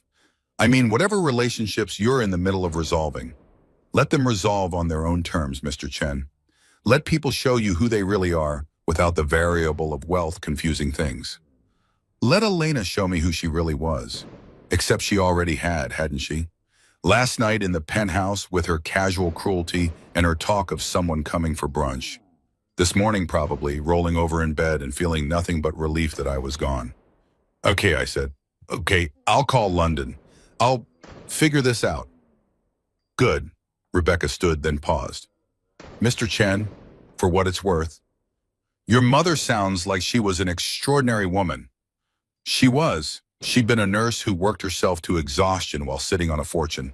She'd raised me to value things that mattered. Kindness, education, work ethic, integrity, instead of things that impressed people. She died in a hospital bed wearing a Target nightgown while holding the keys to a kingdom she never told me existed. She'd lied to me my entire life, and somehow it was the most loving thing she could have done. I left the bank in a daze. The city looked different now, though nothing about it had actually changed. Same streets, same people rushing past with their coffee and their phones and their lives. Same noise and case and beautiful, brutal indifference. But I was different. I walked for blocks without direction. My mother's letter folded carefully in my pocket, the bank card heavy in my wallet, the London law firm's number saved in my phone. The duffel bag over my shoulder felt absurd now. All my worldly possessions, carefully packed, ready to move into Marcus's cramped apartment and figure out how to rebuild from nothing. Except it wasn't nothing. It was $247 million, give or take, plus properties in 8 countries, plus investment portfolios, plus whatever else was waiting in London to be explained by lawyers who'd been managing my dynasty-level wealth while I'd been living in my wife's shadow. My phone buzzed. A text from Marcus. "You close? Sarah's making lunch. Nothing fancy, but you're welcome to join." I stared at the message. Marcus and Sarah, who were letting me crash on their couch out of friendship and pity. Who had no idea that I could buy their entire building without making a dent in my account. Who were making me lunch. Nothing fancy, while trying to figure out how to gently tell me I couldn't stay long. I should tell them. Should tell someone. This secret felt like it was burning a hole through my chest, too big to contain. But Rebecca's words echoed. Let whatever's happening in your personal life play out naturally. Let people show you who they really are. And my mother's. You don't owe anyone anything anymore. Not explanations, not apologies, not your presence in their lives. I texted back, 30 minutes out. Thanks, man. Then I called the London number. A woman answered on the second ring, British accent, professional but warm. "Whitmore and Associates, how may I direct your call?" "My name is David Chen. I was told to call about an estate matter." A pause, then, "Mr. Chen, we've been waiting for you. Please hold for Mr. Whitmore." Another pause, longer this time. I kept walking, letting the city flow around me, thinking about how my life had been split in two before and after without my permission. Before the bank, after the bank, before the letter, after the letter, before I knew who my father was, after I knew I'd never actually known him at all. "Mr. Chen," the voice was male, older, cultured in that way British lawyers seem to have perfected. "Alexander Whitmore, I had the privilege of knowing your father and the honor of serving as executor for your mother's wishes. I cannot tell you how pleased we are that you finally accessed the account. We were beginning to worry. Worried I'd never use it. Worried about what that would mean for you. Yes. Your mother was very specific. You were to receive nothing until you needed it. The fact that you needed it concerns me. I thought about Elena, about the penthouse, about $700 in a smirk. I'm fine, I lied. Forgive me, Mr. Chen, but I've been managing family fortunes for 40 years. No one accesses an emergency inheritance when they're fine. However, that's neither here nor there. What matters now is bringing you up to speed on your holdings and ensuring proper transfer of authority. How soon can you fly to London? I don't know. I need to... To what? I had nowhere to go, no job to request time off from, no obligations tying me anywhere. The divorce papers would come whether I was in New York or London. Elena didn't want me at the penthouse. Marcus's couch was a temporary solution at best. I had nothing keeping me here except momentum, the weight of routine, the illusion that my life still existed in the shape I'd built it. I can come Monday, I heard myself say. Excellent. I'll have my assistant arrange everything. Flights, accommodation, transportation. Everything will be handled. Mr. Chen, I know this is overwhelming, but I promise you by the time you leave London, you'll understand not just your inheritance, but your father's vision for what you might do with it. Mr. Whitmore, yes? My mother, in her letter, she said my father wanted this money kept from me until I was strong enough to handle it. How did he know I'd ever be strong enough? A long pause, then softly, he didn't, Mr. Chen. That was your mother's gamble. Your father wanted you to have everything immediately, full access from birth, your legacy secured regardless of character. It was Margaret who insisted otherwise. She believed that struggle creates strength, that hardship builds wisdom, that a fortune given too early destroys more lives than it saves. And if she was wrong, if I'd never used the card, then the money would have gone to various charities upon your death, with a letter explaining why. Your mother was willing to sacrifice your inheritance and her relationship with you, even posthumously. rather than risk you becoming the kind of person wealth creates too easily. The kind of person Elena was, he meant but didn't say, the kind who measured worth in zeros and treated people like accessories, beautiful and disposable. I'll see you Monday, Mr. Whitmore. Monday. And Mr. Chen, welcome to your new life. Try to enjoy it. He hung up. I stood on the corner of 5th Avenue and 42nd Street, surrounded by thousands of people who had no idea that everything had just changed, watching the city pulse and breathe and continue forward like it always did. Somewhere uptown, Elena was probably still asleep, or maybe already entertaining her someone, celebrating her freedom from the burden of a husband who'd never quite measured up. Somewhere in my pocket, my mother's letter described a fortune that would make Elena's trust fund look like pocket change. And somewhere deep in my chest, something I'd thought was broken started to resemble something else entirely. Not quite hope, not yet, but possibility. The revenge of simply becoming who I'd always been. Only more so. Only amplified. Only free. Marcus's apartment smelled like garlic and burnt toast. I stood in the doorway of the 5th floor walk-up in Hell's Kitchen, my duffel bag still over my shoulder, and tried to reconcile the person I'd been when I left this morning with the person standing here now. Same clothes, same face in the reflection of their hallway mirror. Same David Chen who'd woken up in a penthouse and gone to sleep, or tried to, knowing he'd be homeless by Monday. Except nothing was the same at all. Dude, you look like hell, Marcus said, pulling me inside. Sarah's making grilled cheese. It's basically her only recipe, so prepare yourself for mediocrity. But it's food. He was trying to be cheerful, trying to make this less awkward than it was. Marcus had always been like that, the friend who showed up, who made room, who asked questions later. We'd met in grad school, bonded over being the scholarship kids in a sea of trust fund economists, stayed friends even after I'd married into the world we'd both resented.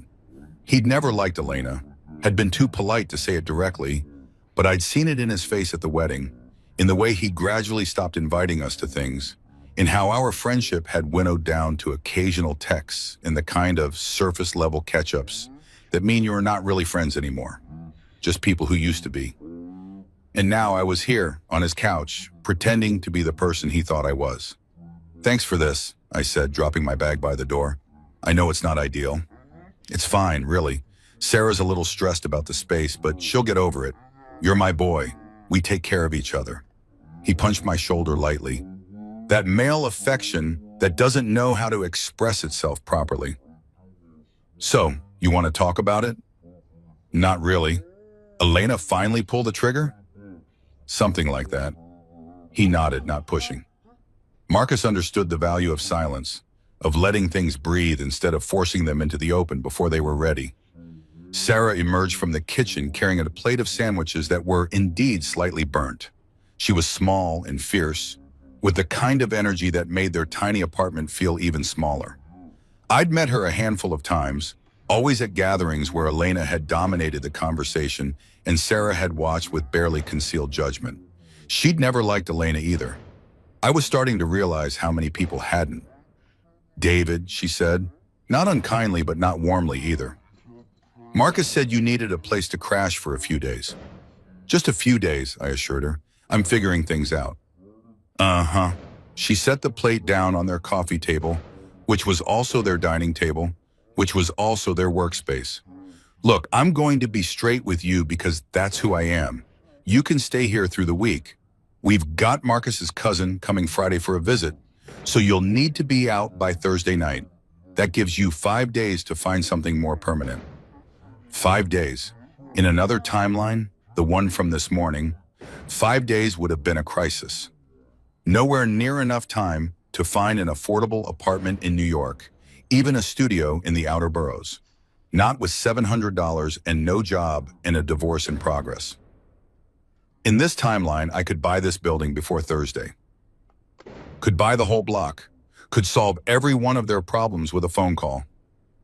The thought made me feel sick and powerful in equal measure. 5 days works, I said. Thank you, both of you. We ate the sandwiches, which were exactly as mediocre as advertised. Marcus talked about his something in data analysis for a marketing firm, the kind of work we'd both sworn we'd never do back when we thought we'd change the world through economic policy.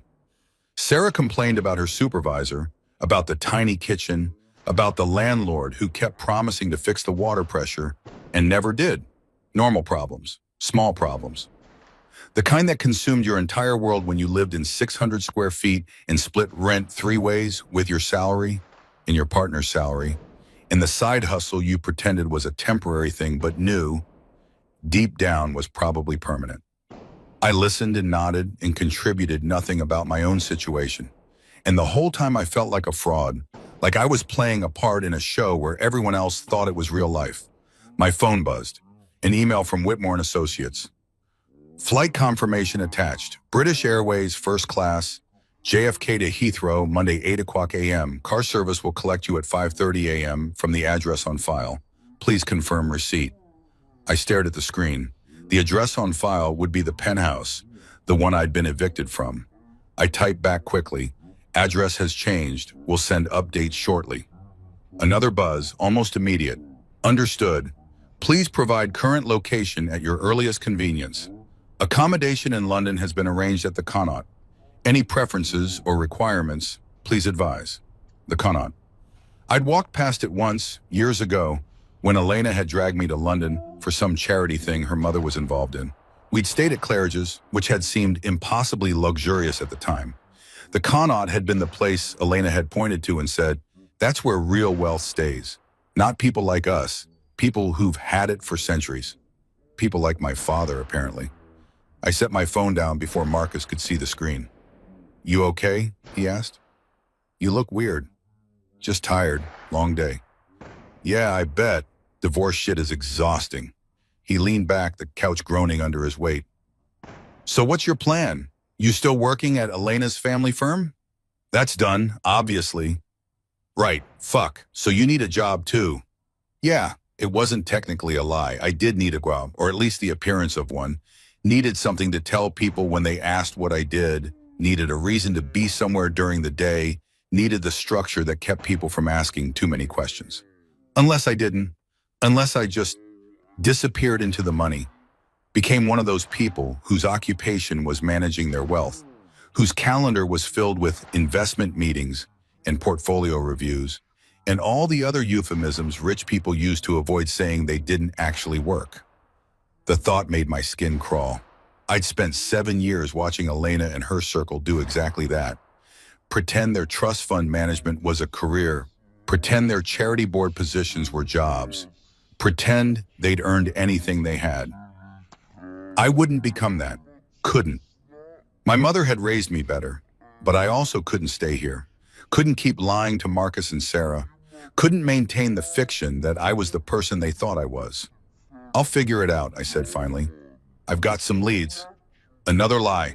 They were stacking up, building a wall between who I was now and who everyone thought I'd always been. That night I lay on Marcus's couch, lumpy, too short, smelling faintly of the takeout they ate too often, and stared at the ceiling. The apartment was quiet except for the sounds of the city filtering through thin walls. Sirens, voices, the constant hum of 8 million people living on top of each other. In the bedroom, I could hear Marcus and Sarah's muffled conversation. Something about bills and whether they could afford to order in tomorrow or if they should finally learn to cook something besides grilled cheese. I pulled out my phone and opened my banking app, the one I used to check my personal account this morning, and confirm Elena's claim that I had $700 to my name. Then I added the new account, the one from my mother, the one the banker had helped me link before I'd left in a daze. The balance loaded slowly as if the app itself couldn't believe what it was seeing. $247, $384, $629.43. I watched the number, waiting for it to change, to reveal itself as a glitch, or a mistake, or a hallucination brought on by stress. But it just sat there, solid and real and impossible. More money than I could spend in 10 lifetimes, even if I tried. I thought about Marcus in the next room, worried about whether they could afford Thai food. I thought about the water pressure that didn't work, the landlord who didn't care, the cousin coming Friday who would displace me because they literally didn't have room for both. I thought about how easy it would be to fix all of this. One phone call, one transfer, problem solved, friendship secured, gratitude eternal. But Rebecca Stein's warning echoed, let people show you who they really are without the variable of wealth confusing things. And my mother's, it will make you question every relationship, every friendship, every kindness. Marcus was my friend, had been my friend through grad school, through the early days with Elena, when I'd still been naive enough to think love conquered all, through the slow dissolution of our regular hangouts as my wife had gradually isolated me from everyone who remembered who I'd been before. He was helping me now because that's what friends did. Not because of what I had, but because of who he thought I was. If I told him, if I fixed his problems with my newfound fortune, I'd never know for sure. Never know if he'd have stayed my friend without it. Never know if the help was genuine or strategic. Never know if our relationship was real or just another transaction in a world that ran on them. I closed the banking app and opened my email instead.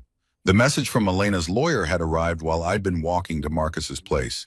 I'd seen the notification and ignored it, not ready to face whatever legal dissolution of our marriage looked like in stark black and white. Now lying in the dark, I forced myself to read it. Mr. Chen, please find attached the dissolution of marriage agreement for your review. As discussed with my client, this is intended to be a straightforward separation with minimal conflict. Key terms. All property acquired during the marriage remains with Mrs. Whitmore, including the primary residence, vacation properties, and jointly titled vehicles. All joint financial accounts have been closed, with assets returned to their original sources. Mrs. Whitmore. No alimony or spousal support in either direction. All personal property to be collected by you within 72 hours, or it will be donated to charity. A non-disparagement clause preventing either party from making negative public statements about the other. Mrs. Whitmore is prepared to sign immediately and hopes for your cooperation in expediting this matter. Please confirm receipt and indicate whether you'll be retaining counsel. Regards, Harold Chen, no relation. Senior partner, Morrison and Associates. Harold Chen, the lawyer Elena had mockingly mentioned I couldn't afford, who now revealed himself to share my last name in a coincidence that felt like the universe's idea of a joke. I read through the terms again, slowly this time.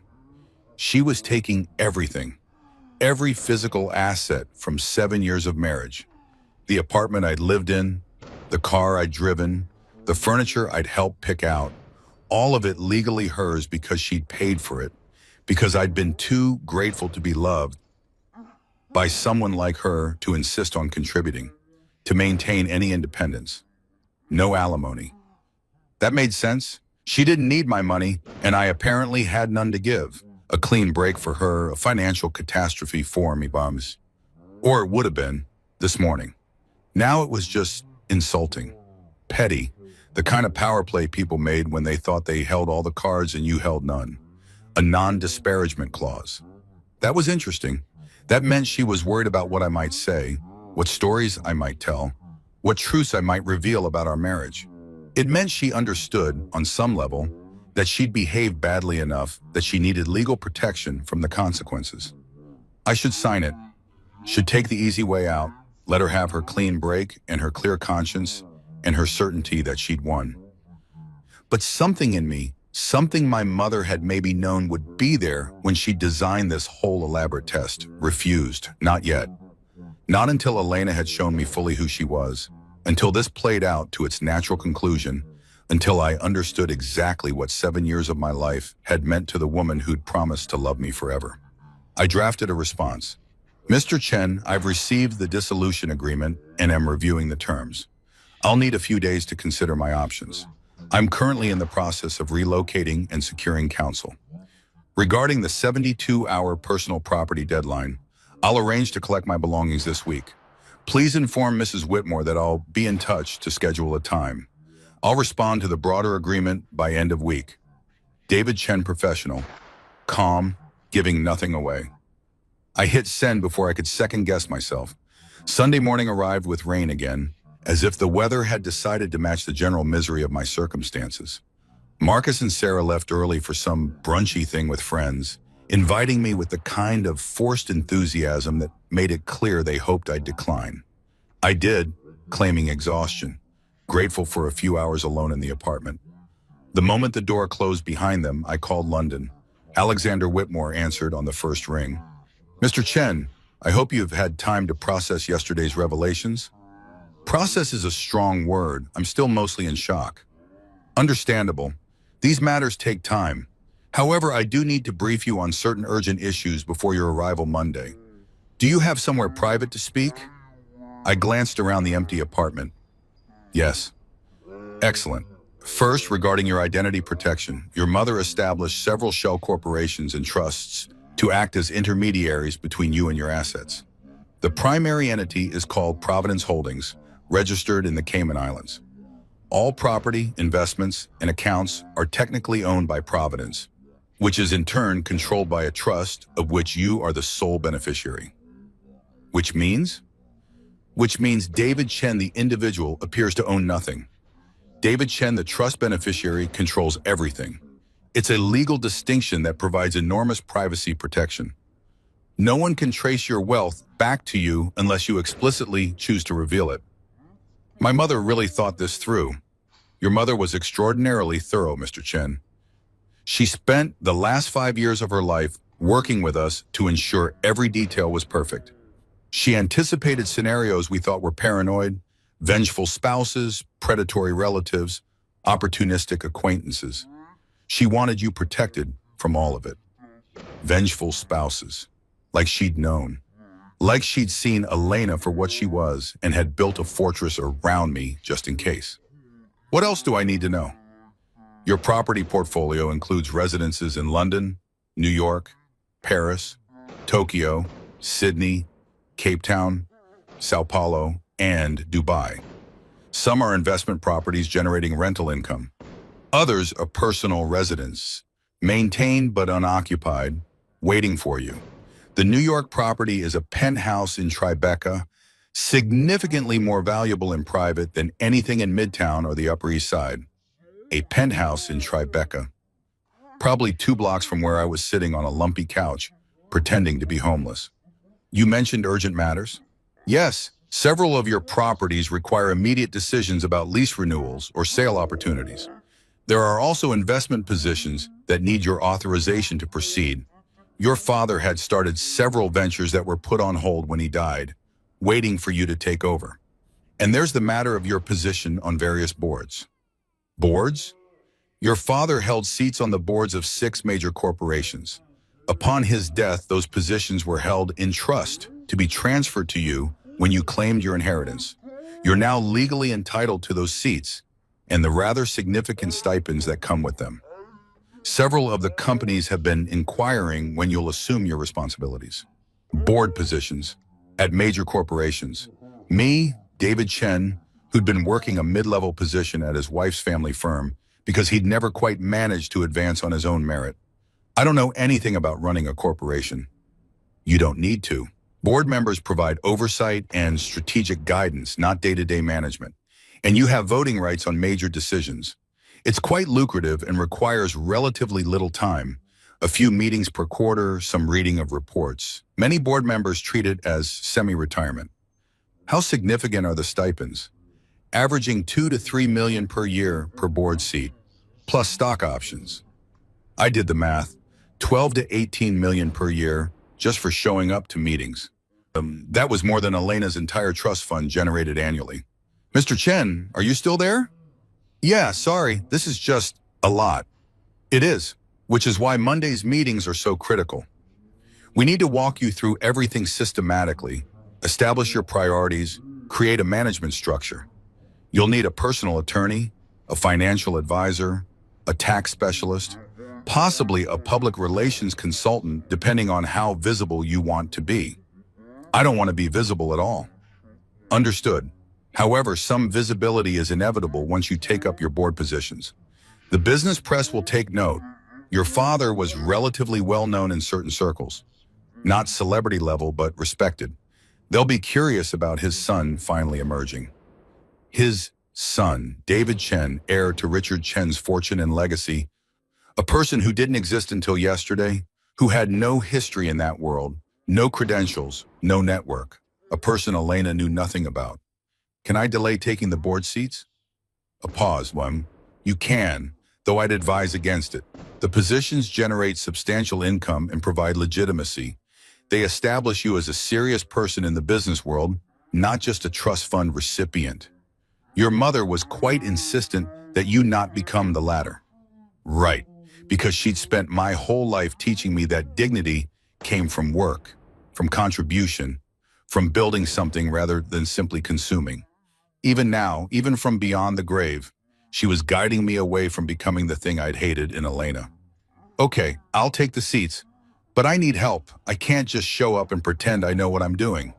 Of course, we'll provide comprehensive briefing materials on each company, their industries, current challenges, and strategic opportunities. We'll also connect you with advisors who specialize in preparing new board members. You won't be unprepared, Mr. Chen. I promise you that. I heard the apartment door opening, Marcus and Sarah returning earlier than expected. I need to go, I said quickly. I'll see you Monday morning. Monday morning, the car will collect you at 5:30 a.m. Pack for a week, this will take time. He hung up. I shoved my phone in my pocket just as Marcus walked in, looking annoyed. Brunch place had an hour wait, he explained. Sarah's in the bathroom having a meltdown about it. I think she's stressed about you being here, to be honest. Not that it's your fault, just, small space, big feelings. I get it. I'll be out of here soon. You find a place? I'm working on it. Another lie, they were coming easier now, sliding off my tongue like a skill I'd practiced for years. The truth was in my pocket, a penthouse in Tribeca, probably empty, definitely mine, waiting for me to claim it. A life in London for the week, first-class flights and five-star hotels and lawyers who said Mr. Chen like it meant something. A fortune that would solve every problem Marcus and Sarah had, that would make this awkward housing situation disappear, that would prove I was still the friend who showed up, who helped, who cared. But I couldn't tell them. Not yet. Not until this thing with Elena played out. Not until I understood what my life looked like on the other side of this transformation. Not until I knew for certain who I could trust and who was just performing friendship while calculating their angle. So I sat on the lumpy couch and let Marcus complain about brunch wait times and pretended my biggest problem was finding an apartment I could afford with a job I didn't have. And somewhere in the back of my mind, I heard my mother's voice. This is the burden, David. Not the money itself, but the secret.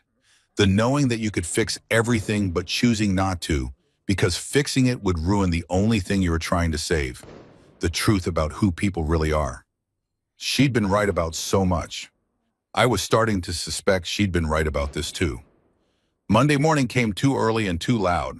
Marcus's alarm went off at 6:02 a.m., a piercing electronic shriek that penetrated the thin bedroom door and dragged me out of the half-sleep I'd been pretending was rest. I heard him stumble to the bathroom, heard Sarah groan something unintelligible, heard the shower start and the pipes groan in protest, that water pressure problem they'd been complaining about. I lay on the couch and stared at the ceiling, calculating. My flight to London left at 8:00 a.m. The car service would have arrived at 5:30 a.m. to collect me from an address I'd never updated, probably sitting outside the penthouse right now with a driver checking his watch and wondering where I was. I'd need to text them, reroute to Marcus's address, explain the delay. Except I couldn't do that without Marcus asking questions. Couldn't have a black car service pull up to this building. Couldn't disappear for a week to London without explaining where I was going or how I was affording it. Couldn't maintain the fiction that I was a broke, jobless divorcee while simultaneously living like someone who just inherited a fortune. Because that's exactly what I was. I pulled out my phone and typed quickly to the number Whitmore and Associates had given me. Need to reschedule flight. Can we push to Tuesday morning? Same time? Something came up that needs handling today. The response came within seconds. Of course, Mr. Chen. I'll rearrange everything. Car service will collect you tomorrow at 5:30 a.m.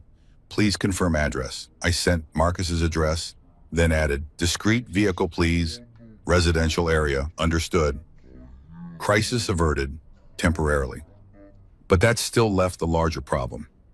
I couldn't just vanish to London without Marcus asking questions, and I couldn't answer those questions without either lying more elaborately or revealing the truth I wasn't ready to reveal. The bathroom door opened, releasing a cloud of steam and Marcus in a towel. "You're up early," he observed. "Couldn't sleep." "Yeah, that couch is brutal. Sorry, man." He disappeared into the bedroom to dress, calling back, "You got plans today? Job hunting?" Here was my opening. "Actually, yeah. Got some leads to follow up on. Might be out most of the day." "That's good. That's great. Where at?" I hadn't thought that far ahead.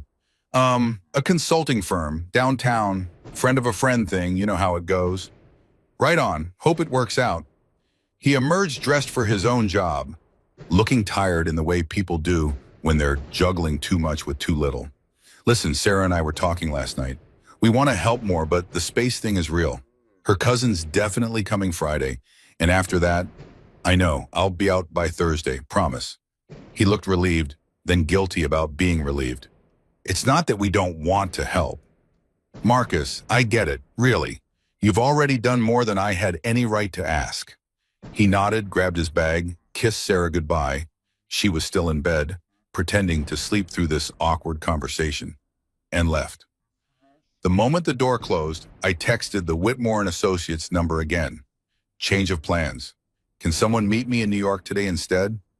Need to access the Tribeca property and handle some personal matters before flying to London." The reply came fast. "I'll have someone there by noon. The property manager can meet you at the building. Do you need anything prepared? Furnishings, provisions, etc." I looked around Marcus's apartment, the peeling paint, the cramped space, the couch that had destroyed my back. "Yes, make it livable. I may need to stay there this week." "Understood. I'll coordinate with the property management team. They'll have everything ready, just like that." Money made things happen, made problems dissolve, made the impossible become a simple matter of coordination and cost. I understood suddenly why people got addicted to this. Why Elena moved through the world expecting every inconvenience to evaporate, every desire to be instantly gratified. When you had enough money, reality itself became negotiable. The thought made me uncomfortable in ways I couldn't quite articulate. But first I had to deal with the penthouse. Elena's penthouse. The one where 7 years of my life still sat in a closet, waiting to be collected within the 72-hour deadline her lawyer had imposed. I texted her at 9:00 a.m. "Need to collect my things today. Will noon work?" No response. I tried again at 9:30. "Elena, the lawyer gave me 72 hours. I'm respecting your space, but I need access, please." Still nothing. At 10 a.m., her lawyer responded instead, "Mrs. Whitmore will not be present. Building concierge has been notified to provide access. Please complete your collection by 2:00 p.m. Not even the courtesy of a direct response. Just her lawyer maintaining the buffer, keeping everything clinical and distant. Fine. I packed my duffel bag, still mostly empty since I'd barely unpacked at Marcus's, and headed uptown. The subway was crowded with Monday morning energy, people pressed together in that particularly New York way of being physically intimate with strangers while maintaining absolute psychological distance. I used to hate the subway. Elena had insisted we take cars everywhere. Ubers when she was feeling casual. Her driver when she wanted to feel important. She'd made fun of people who took public transportation, called it unnecessarily democratic, like rubbing shoulders with regular New Yorkers was beneath her. Now, standing in a car packed with delivery workers and students and office drones, I felt more real than I had in years. These were people who worked for what they had, who counted dollars, who understood that time was money because they sold their time in hourly increments. These were people my mother had wanted me to understand, to be in the ways that mattered. The penthouse building looked exactly the same as it had Saturday night, imposing, expensive, dripping with the kind of luxury that whispered rather than shouted. The doorman I'd said good morning to 1,000 times looked through me like I was already a ghost. "I'm here to collect some belongings," I told him. "From 23B, the lawyer should have..." "Yes, sir. Mrs. Whitmore's attorney called. You have until 2 p.m. He handed me a temporary access key. Please return this to the desk when you're finished. Mrs. Whitmore, not Elena, not even your wife. The divorce wasn't final, wouldn't be for weeks, but in the doorman's eyes, I was already erased, already nobody. I took the elevator to the 23rd floor, my hands shaking slightly as the numbers climbed. The hallway was silent. It always was, insulated by money and architecture from the chaos of the city below. The key worked. The door swung open. The apartment had been cleaned. Professionally, thoroughly, like they were erasing evidence of a crime. The surfaces gleamed. The air smelled of expensive lemon polish and something floral. Fresh flowers sat in the vase by the window. White orchids, Elena's favorite. Definitely not there Saturday night. She'd already moved on. Already begun the process of erasing me from this space, from her life, from her story. I walked through rooms I'd lived in for 7 years and felt like a stranger. The furniture was the same, but it looked different somehow, more like a magazine spread than a home. Had it always been like this, or had I just stopped noticing at some point, stopped seeing the carefully curated perfection that left no room for actual living? The bedroom was where it hit me hardest. Our bed, her bed, I had to remind myself, was perfectly made. New sheets, I noticed. White instead of the blue ones we'd had. The photos that had sat on the nightstand were gone. My nightstand was completely empty, cleared of the books and glasses and random accumulated debris of shared sleeping space. On my pillow sat an envelope. I recognized Elena's handwriting on the front. David. My hands shook as I opened it. David, I'm not good at confrontation, so I'm doing this in writing. Cowardly, I know, but honest at least. Our marriage is over, has been over for a long time. If I'm being truthful with myself, we both know it. We've been performing for months, maybe years, going through motions, pretending we're something we're not. I don't hate you. I want you to know that. You're a good person, kind, smart, everything my mother said I should want in a husband. But good isn't enough. Kind isn't enough. I need more than nice dinners and comfortable silences in someone who fits the picture. I need someone who excites me, who challenges me, who makes me feel alive instead of just settled. You deserve that too, even if you don't realize it yet. You deserve someone who loves you for who you are, not who they're trying to make you into. I tried to make you into someone you're not, someone comfortable in my world, someone who could keep up with my friends, someone who wanted the life I wanted. It wasn't fair to either of us. The prenup was always about protecting my family's assets, not about not trusting you. But I'm not going to pretend it doesn't make this easier. You get a clean break. I could get on a clean break. No alimony, no fights about money, no dragging this out in court while lawyers get rich and we both get bitter. Take your things. Take whatever matters to you. The rest is just stuff, and I have plenty of stuff. I'm sorry it ended this way. I'm sorry I wasted 7 years of your life. I'm sorry I couldn't be who you needed, and that you couldn't be who I needed. But I'm not sorry for the good parts. There were good parts, David. Remember those if you can. Be well. I read it twice, then a third time. It was honest. I had to give her that. Brutally, casually honest in the way people can be when they're already emotionally checked out and just want permission to stop pretending. She didn't hate me. She just didn't love me, didn't want me, didn't find me exciting or challenging or alive enough. I was too kind, too good, too comfortable. And the prenup that had protected her family's assets, the one I'd signed without really reading because I'd been too in love to imagine needing protection from the person I was marrying, made everything easy, made me disposable without complication. Take your things. I looked around the bedroom at the life we'd built, the closet full of clothes she'd bought me, the watch she'd given me, the cufflinks from various anniversaries and birthdays, the leather toiletry bag, the expensive shoes, the suits tailored to fit me perfectly. All of it purchased with her money, all of it chosen by her for her version of who she wanted me to be. None of it mine in any real sense. I pulled my old duffel bag off my shoulder and started packing what actually belonged to me. The Columbia hoodie I'd hidden in the back of the closet, A few t-shirts I'd bought myself, some jeans, my old running shoes worn through at the heels. The photo of my mother I'd kept on my dresser until Elena had suggested it was too depressing for the bedroom and I'd moved it to a drawer. The watch could stay. The suits could stay. All the expensive performance costumes she'd dressed me in could stay.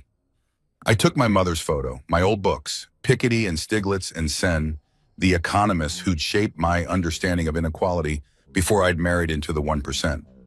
My notebook from grad school, full of ideas I'd once had about policy and change and making the world more fair. When I was done, my duffel was half full. 7 years of marriage fit in half a duffel bag. I walked through the apartment one more time, saying goodbye to nothing in particular. The kitchen where we'd barely cooked. The living room where we'd entertained her friends and I'd felt like a prop in her performance. The study where I'd worked remotely while she'd done whatever she did during the days, which I'd never quite figured out. And then I saw it, on the coffee table, partially hidden under a fashion magazine. Another phone, not Elena's primary phone. She was surgically attached to that one. A second phone, the kind people have when they're conducting business they don't want traced, or conversations they don't want discovered. I picked it up. It was unlocked. She'd either forgotten to secure it or hadn't expected me to find it. The messages loaded, my stomach turned. Marcus, not my Marcus, her Marcus. Saturday, 11:43 p.m. He's gone. Finally, I thought he'd make it more difficult. Elena, Saturday, 11:45 p.m. He was always easy to handle, too grateful to put up a fight.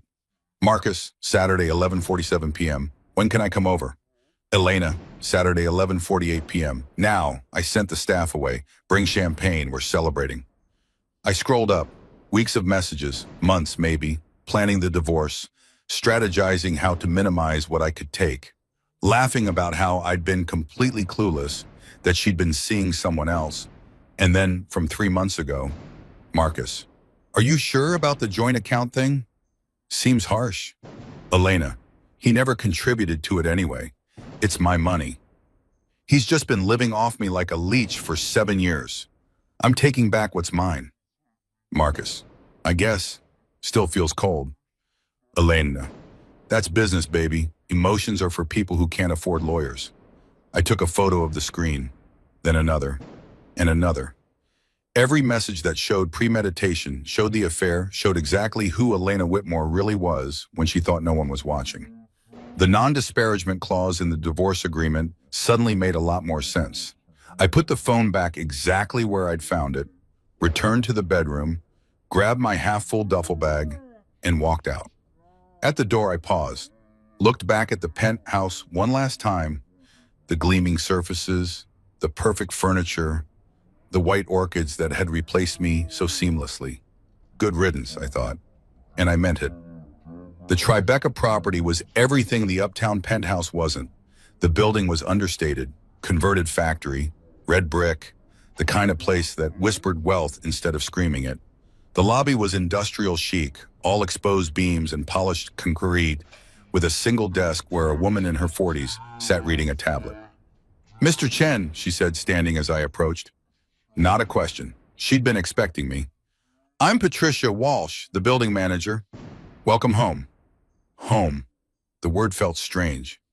Thank you. Mr. Whitmore's team called this morning.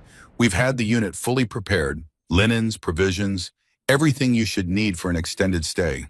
There's also a welcome packet with building information, local service, and contact numbers for anything you might require. She handed me a key card and what looked like a tablet. The unit is fully smart, climate, lighting, security, everything controlled through the app. I've programmed your preferences based on what the London office provided. What preferences? They don't know. From your mother's notes, Mr. Chen. She was very thorough. Of course she was. Even dead, my mother was taking care of me. We took the elevator to the top floor. The penthouse, naturally, because apparently I was a penthouse person now, whether I liked it or not. The doors opened directly into the apartment. I stepped inside and stopped breathing. Floor-to-ceiling windows overlooked the Hudson River. The space was open concept, but warm somehow. Exposed brick walls, hardwood floors, Furniture that looked comfortable instead of just expensive. There were bookshelves, actually full of books. Art on the walls that looked like someone had chosen it for beauty rather than investment value. It looked like a home. Your mother designed it, Patricia said softly. Years ago when she bought the property, she said it should feel like you, who you really were, not who you might pretend to be. My throat tightened.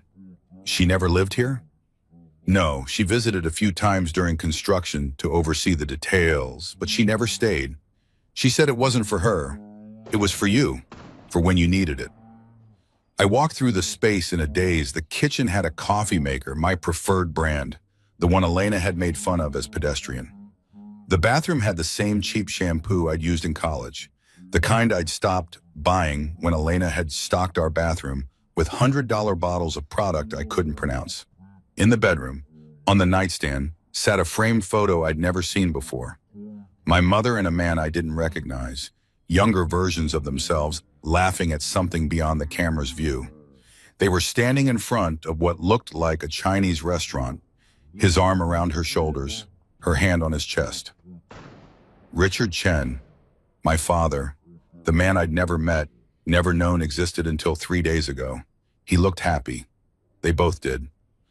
I picked up the frame, studying their faces. He had my eyes, or I had his, I supposed. My mother's smile was different in this photo than any smile I'd seen in person. Unguarded, genuine, lit from within by something that had nothing to do with putting on a brave face for her son. This was what she'd given up. This happiness, this love, this man who'd made her laugh like that. For me, to give me a normal childhood, to protect me from the burden of wealth, to let me become whoever I was going to become without the weight of dynasty crushing me. I set the photo down gently and walked to the windows. The city spread out below looked different from this angle. Not the tourist view I'd had uptown, all glitter and performance. This was the working city, the piers, the warehouses being converted to luxury spaces, the river that had once meant commerce and now meant views for people who could afford them. My phone buzzed, a text from Marcus. How'd the interview go? When will you hear back? Right, my fictional consulting job interview. Went well, I typed back. They want me to do a trial project this week. Might need to stay elsewhere for a few days. Don't want to disturb you guys with my schedule. Not technically a lie. I did have a project, learning to be David Chen, heir to a fortune, board member, person of consequence. And I would be staying elsewhere. That's great news, man. Where will you crash? Friend's place downtown? Sublet situation. I'll explain later. Another lie. They were piling up, building a wall between my old life and my new one, between who Marcus thought I was and who I was becoming. Patricia appeared with the welcome packet. Is there anything else you need, Mr. Chen? No, this is perfect. Thank you. She smiled. Your mother loved you very much. We all knew that, everyone who worked on this project. She talked about you constantly, what you liked, what you needed, what would make you happy. She wanted this space to be a refuge, not just a property. She succeeded. Patricia left me alone in the apartment, my apartment. I had to keep reminding myself. I walked through the rooms again, slower this time, taking in the details. Books on the shelves I'd mentioned, loving in passing conversations with my mother years ago. A coffee table that was the right height for someone my size to work at comfortably. A desk positioned to catch the afternoon light, with a view that inspired rather than distracted. Every detail chosen with care. Every element designed around the person I actually was, not the person someone wanted me to be. Elena's penthouse had been a stage set. This was a home. I sat on the couch, comfortable, perfect, exactly right, and pulled out the photos I'd taken of Elena's secret phone. The affair, the planning, the calculated cruelty of someone who'd decided I was a leech, a burden, a 7-year mistake to be corrected with maximum efficiency and minimum cost. Emotions are for people who can't afford lawyers. I thought about my mother's letter. This money is your inheritance, yes, but it's also your revenge. Not revenge through destruction, that's too easy. Revenge through success, through thriving, through building a life so magnificent that everyone who doubted you has to witness it. Elena had no idea what was coming, had no idea who I was now, what I had access to, what I was becoming. She thought she'd won, thought she'd cast off the dead weight, upgraded to someone more exciting, freed herself from the burden of a husband who'd never quite been enough.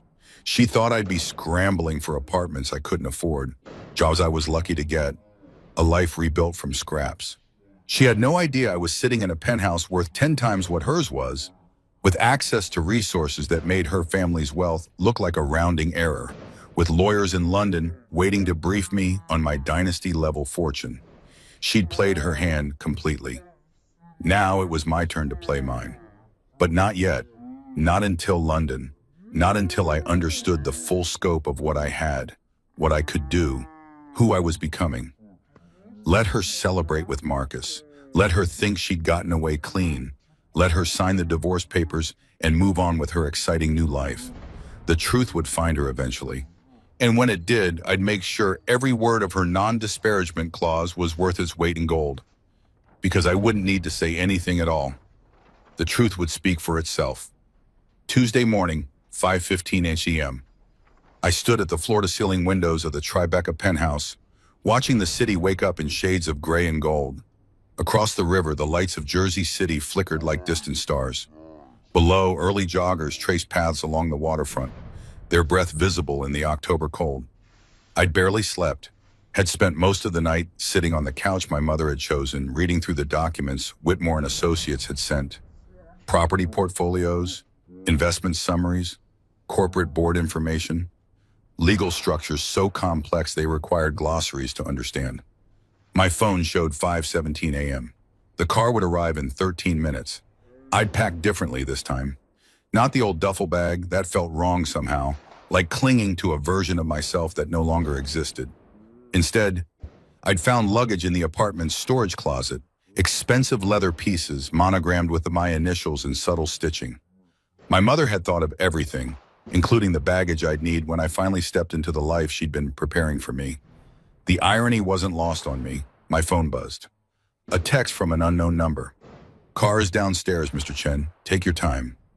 I took one last look around the apartment, at the bookshelves and the comfortable furniture, and the photo of my parents laughing in front of a restaurant, at the space that had been waiting for me for 6 years, maintained and prepared and kept ready for the moment I'd need it. "Thank you, Mom," I whispered to the empty room. Then I grabbed my bag and left. The car was exactly what I'd requested. Discreet. A black sedan, unmarked, the kind that could have been an Uber or a private car or anything else. No ostentatious display, no screaming wealth. The driver was a woman in her 50s, professional but not stiff. "Good morning, Mr. Chen.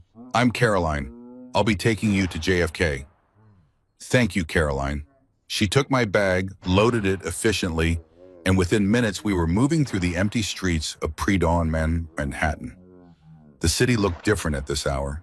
Quieter, more honest, stripped of the performance it wore during daylight hours. "First time flying first class?" Caroline asked after a while. "Is it that obvious?" She smiled in the rearview mirror on. "You keep checking your ticket on your phone. People who fly first regularly don't do that. They know it'll be there."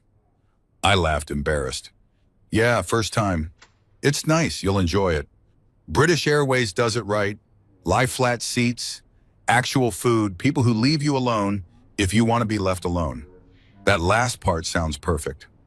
We drove in comfortable silence for a while. The sunrise was beginning now, painting the sky in colors that made the city look almost beautiful, almost forgivable. My phone buzzed. Elena's lawyer. "Mrs. Whitmore has signed the divorce papers. Please review and return your signature by end of week to expedite the process." She'd signed, already. We'd been married 7 years and she'd signed away the whole thing in less than 72 hours. I should have felt something, pain, anger, loss. Instead, I just felt tired. Tired of being the person she'd wanted me to be. Tired of performing gratitude for being allowed into her world. Tired of making myself smaller so she could feel bigger. I didn't respond to the message. Let them wait. "Bad news?" Carolyn asked, watching me in the mirror. Just The end of something that should have ended a long time ago. She nodded, understanding in a way that suggested she'd been there herself. Those are always the hardest endings. Not because you're losing something good, but because you're mourning all the time you wasted trying to make something work that was broken from the start. Yeah, exactly that. Well, wherever you're going, I hope it's better than where you've been. London, a city I'd visited once where I'd felt like a tourist in my wife's world, gawking at buildings and history while she'd glided through it all with the ease of someone who belonged. Now I was going back as someone different, someone with property there, with lawyers waiting, with a father's legacy to claim and a life to figure out. Me too, I said. JFK at 6:00 a.m. was a study in controlled chaos. Business travelers moving with grim efficiency, families wrangling children and luggage, the eternal hum of announcements and rolling wheels, and people going somewhere, anywhere, away from wherever they'd been. Caroline pulled up to the British Airways terminal. Have a good flight, Mr. Chen. And whatever you're running from, let it stay behind you. Whatever you're running toward, let it be worth it. How do you know I'm running? She smiled. Everyone who takes a 5:30 a.m. car to catch an international flight is running from something. The question is whether they're running towards something better or just running. I thought about that as I walked through the terminal. Was I running? Or was I finally moving forward after years of standing still? The first-class check-in had no line. The agent took my passport, looked at her screen, and her entire demeanor changed. Mr. Chen, welcome. You're all set. We've upgraded you to our new first-class suite at no additional charge. You'll board through the expedited security line, and the Concorde Lounge is available if you'd like to wait there. The what? The Concorde Lounge, for our premium passengers. Complimentary breakfast, showers, quiet workspace, whatever you need. Premium passengers. That's what I was now. Not a guy grateful to be flying at all, but someone airlines upgraded without being asked. Someone lounges were available to, someone the system recognized as mattering. It felt wrong and right in equal measure. The lounge was exactly what you'd expect. Leather chairs, abundant power outlets, a breakfast spread that could have fed a small village. A few other travelers scattered throughout, all of them carrying themselves with that particular confidence that comes from never having worried about money. I loaded a plate with food I didn't particularly want and found a corner seat away from everyone. Pulled out my phone and started reading through the briefing documents Whitmore and Associates had sent.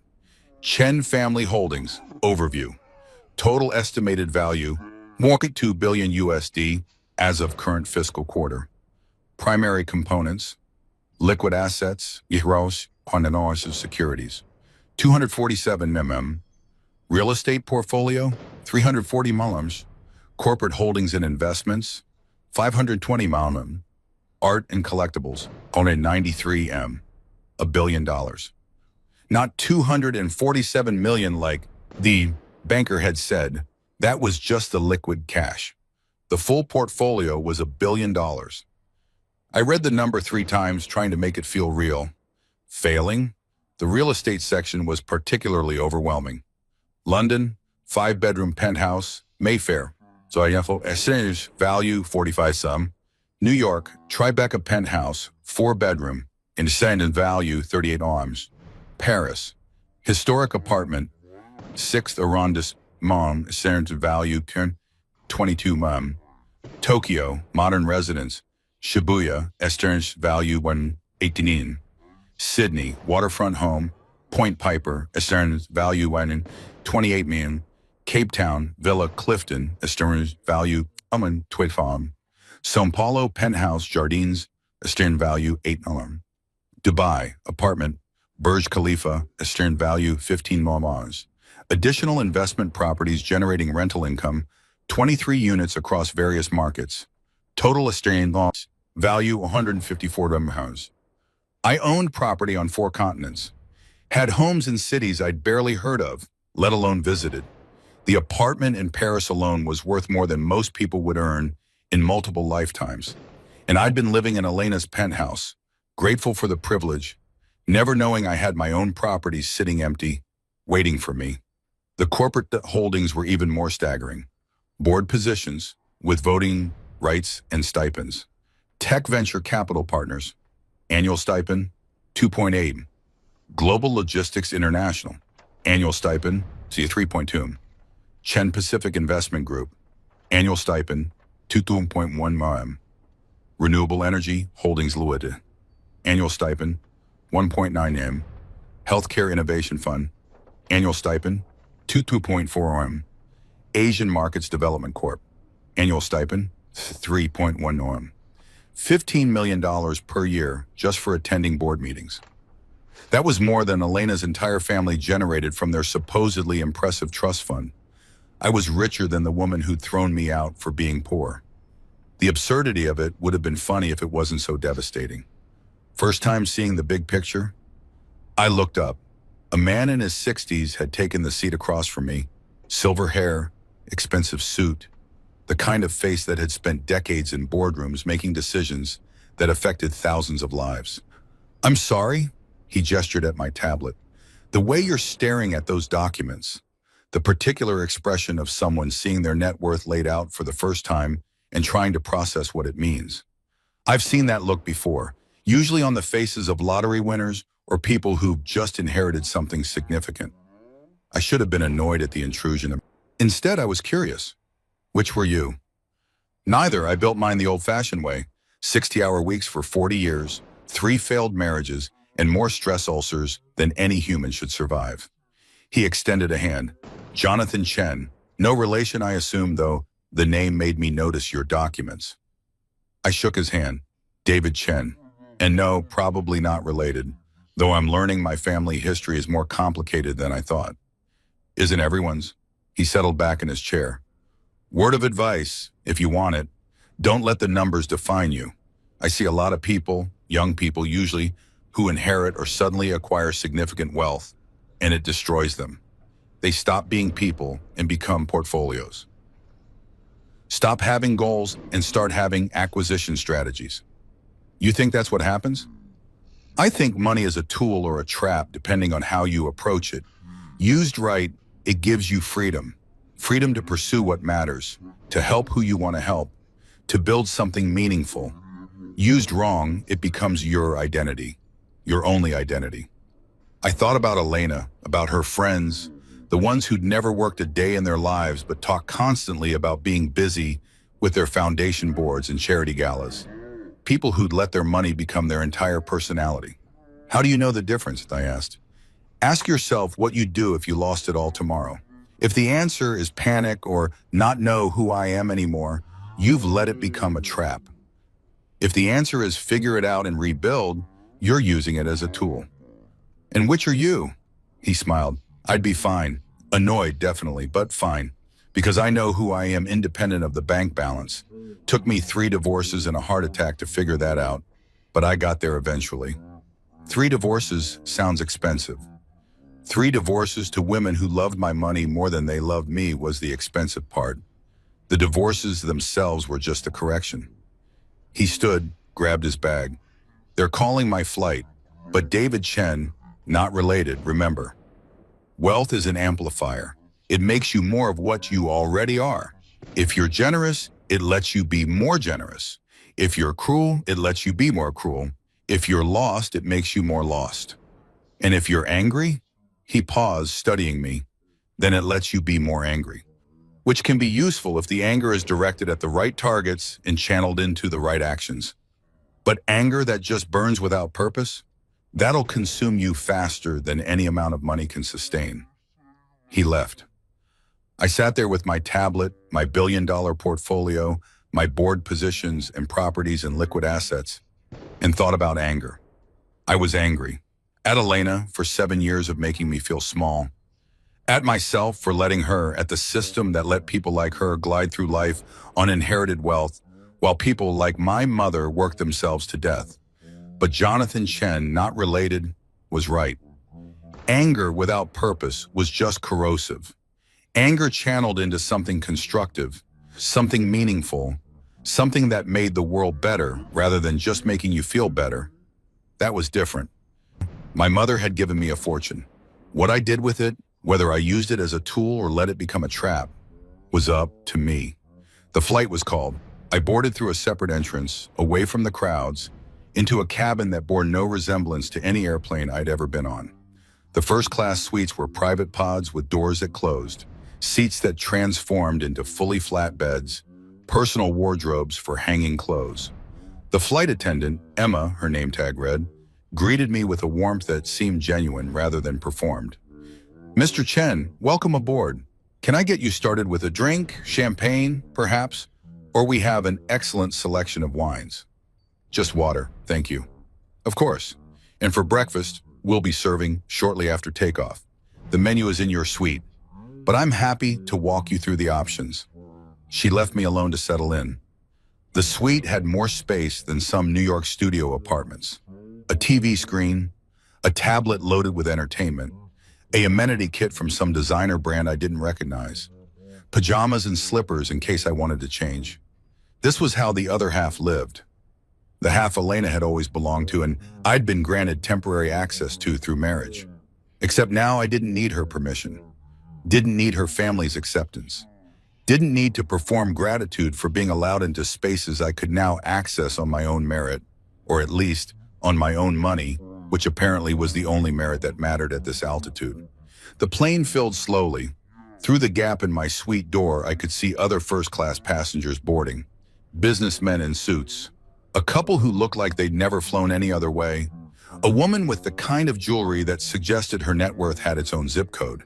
And then, impossibly, I heard a voice I recognized. "Yes, the suite is fine. No, I don't need champagne. I need the Wi-Fi password. I have emails to send." Elena, my blood went cold. I closed my suite door completely, peered through the small gap. 3 rows ahead, being shown to her own suite. Elena, dressed in travel casual that probably cost more than most people's wardrobes, her hair perfect, her manner imperious. She was on my flight to London. Of course she was, because the universe apparently had a very specific sense of humor about these things. I pulled out my phone, hands shaking, and texted Whitmore and Associates. "Is there any way to change seats without changing flights?" "Situation has developed." The response came quickly. "I can inquire with the airline." "Is there a problem, Mr. Chen?" "My soon-to-be ex-wife is on this flight. 3 rows ahead." She can't see me." A longer pause this time, then, "Understood, let me see what can be done. In the meantime, keep your suite door closed. First class is designed for privacy. She won't see you unless you make yourself visible." The plane began to taxi. Too late to switch seats now.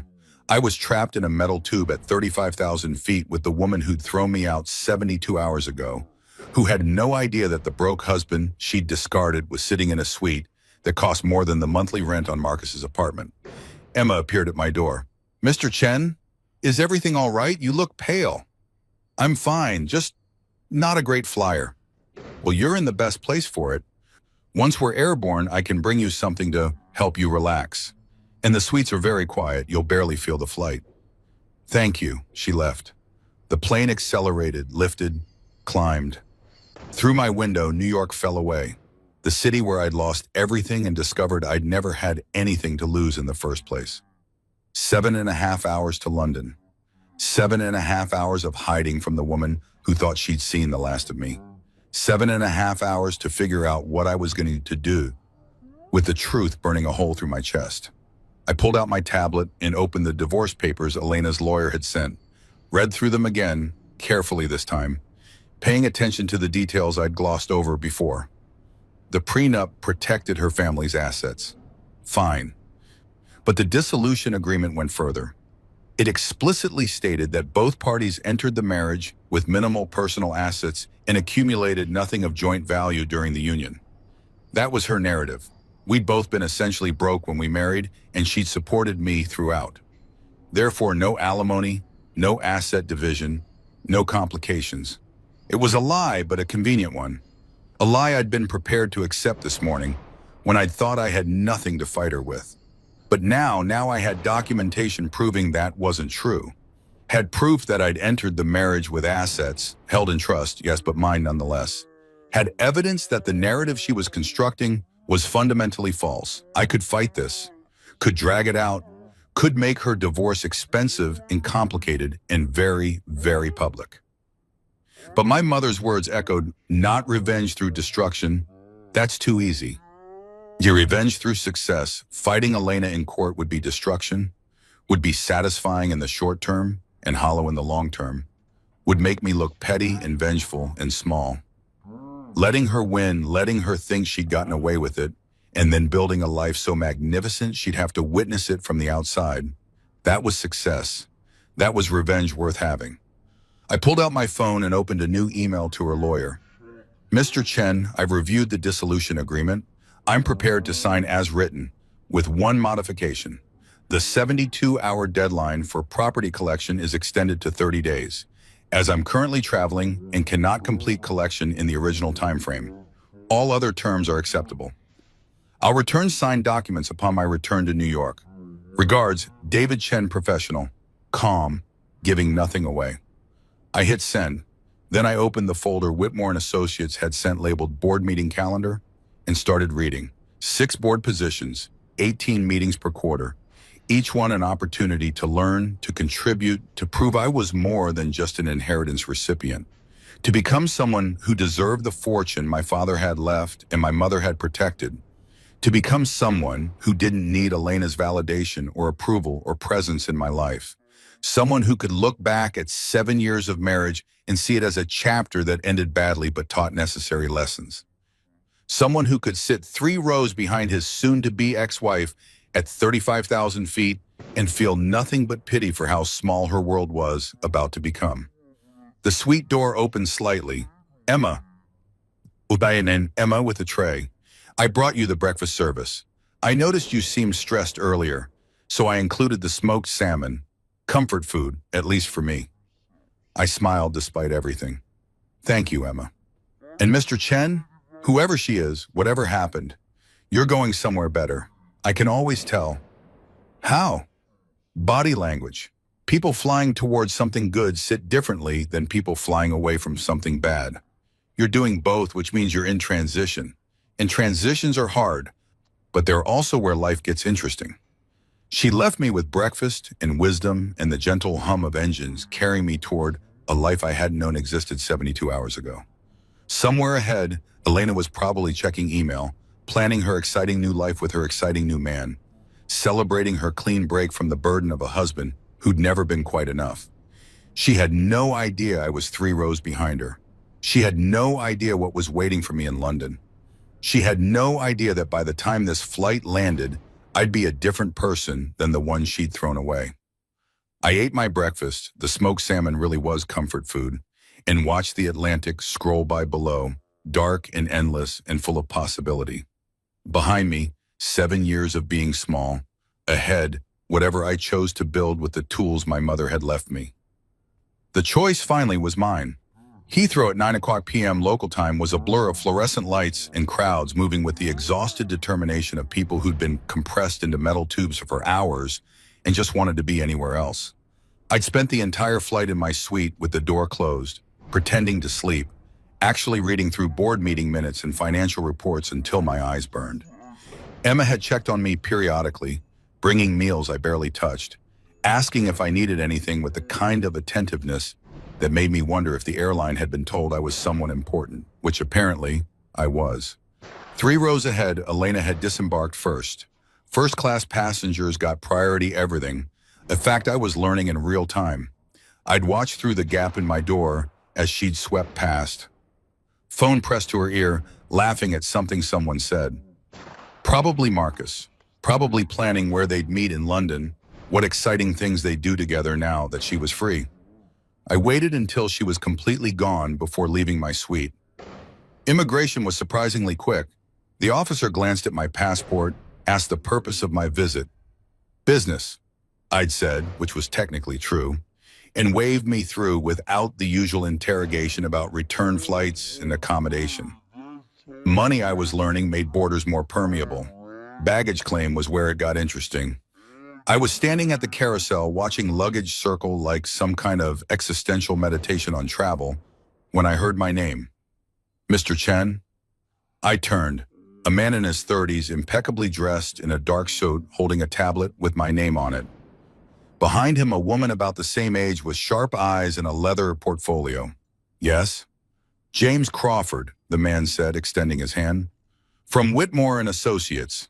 This is my colleague, Rachel Okonkwo. Mr. Whitmore sent us to collect you and provide initial briefing during the drive into the city.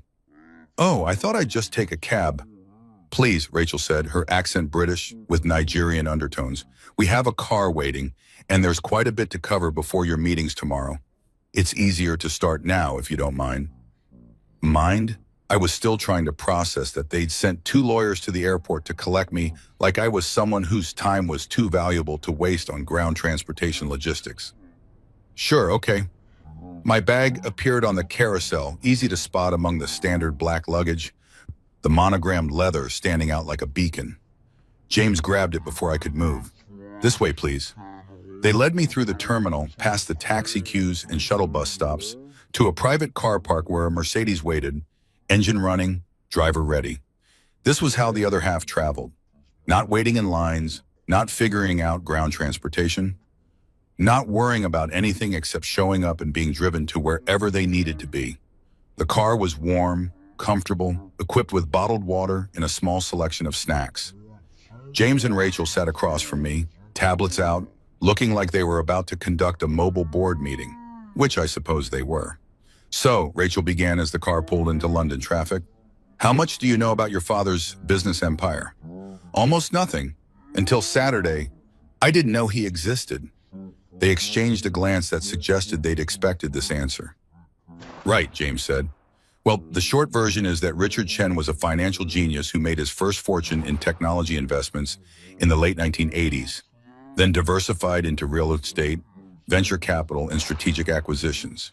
He was particularly skilled at identifying emerging markets before they emerged, invested heavily in Asian tech companies before the boom, renewable energy before it was fashionable, logistics infrastructure before e-commerce made it essential.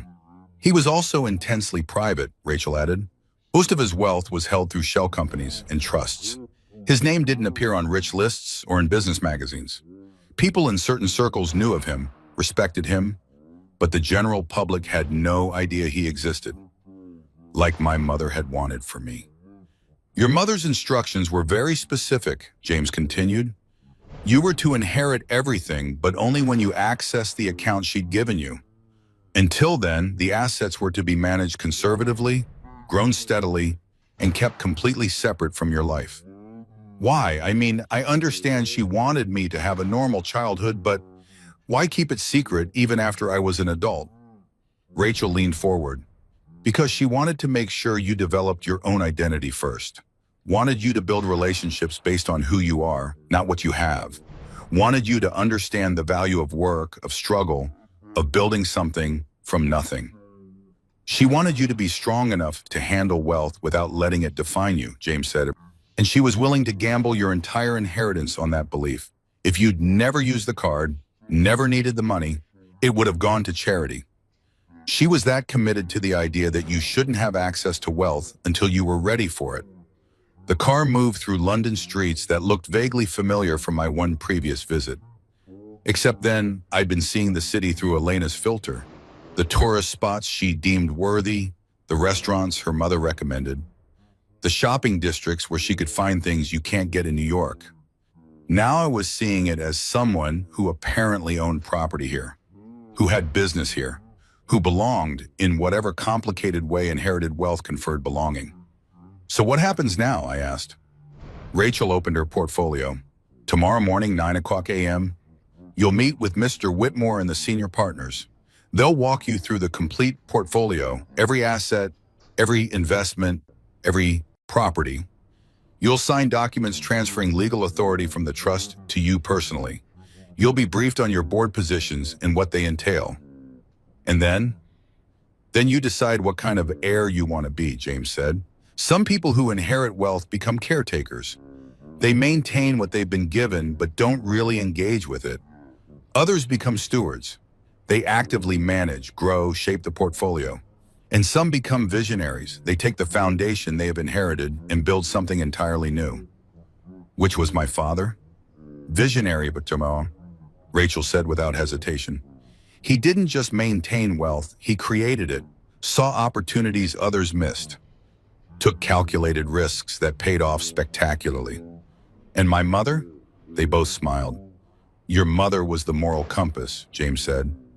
Richard would come up with brilliant financial strategies, and Margaret would ask if they were ethical, if they helped people or just extracted value, if they built something meaningful or just accumulated more zeros. She kept him honest, Rachel added, made him think about legacy beyond just money. Several of his most successful ventures, the renewable energy investments, the healthcare innovation fund, the educational infrastructure projects in developing countries, those were all her influence. I thought about my mother in her nurse's scrubs, working double shifts, clipping coupons, pretending we were poor while quietly ensuring her secret partner's billions were being deployed for good. She sounds exhausting, what I said. Rachel laughed. Oh, she was. We have meeting notes. She'd call Mr. Whitmore monthly to check on the portfolio, question investment decisions, demand detailed explanations of the social impact of every major position. She drove him crazy. He absolutely adored her. The car pulled up to a hotel I recognized from Elena's pointed comment years ago. The Connaught. All understated elegance and old money confidence. The kind of place that didn't need to advertise because the people who belonged there already knew about it. We've arranged a suite for you, James said as the driver opened my door. Mr. Whitmore thought you might need a few days to adjust, so there's no specific departure date. Stay as long as you need. A doorman materialized to take my bag. Another staff member appeared with a welcome drink on a silver tray. The lobby glowed with soft lighting and expensive surfaces, and the quiet hum of wealth so secure it didn't need to prove anything. One more thing, Rachel said before I could escape into the hotel. Your mother left you a letter, a second letter. Mr. Whitmore has it. He'll give it to you tomorrow after the portfolio briefing. She wanted you to have the full picture first, before reading her final thoughts. What does it say? We don't know. The envelope is sealed, but Mr. Whitmore says it's important, that it will help you understand not just what you have, but what you're supposed to do with it. They left me there with my luggage and my confusion and the growing sense that my mother had orchestrated every detail of this revelation with the precision of someone who had spent years planning for a single moment. The suite was absurd. Not just a room, a full apartment, living area, bedroom, bathroom with a tub the size of a small pool, a second bedroom I had no use for, a dining table that could seat 8. The decor was tasteful without being stuffy, comfortable without being casual, expensive in ways that whispered rather than shouted. I stood at the window looking out at London. Mayfair, Rachel had said, one of the most expensive neighborhoods in one of the most expensive cities in the world, and tried to reconcile this with the version of myself that had woken up Saturday morning in Elena's penthouse, thinking $700 was all I had. 4 days ago, that's all it had been. 4 days since my marriage ended. 4 days since I'd discovered my mother's secret. 4 days since David Chen, poor scholarship kid made good through marriage, had died and someone else had taken his place. Except I didn't feel like someone else. Didn't feel transformed or elevated or whatever was supposed to happen when you discovered you were secretly rich. I just felt tired and angry and confused about what any of this meant. My phone buzzed, a text from Marcus. Hey man, how's the consulting gig going? You settling in okay? Right.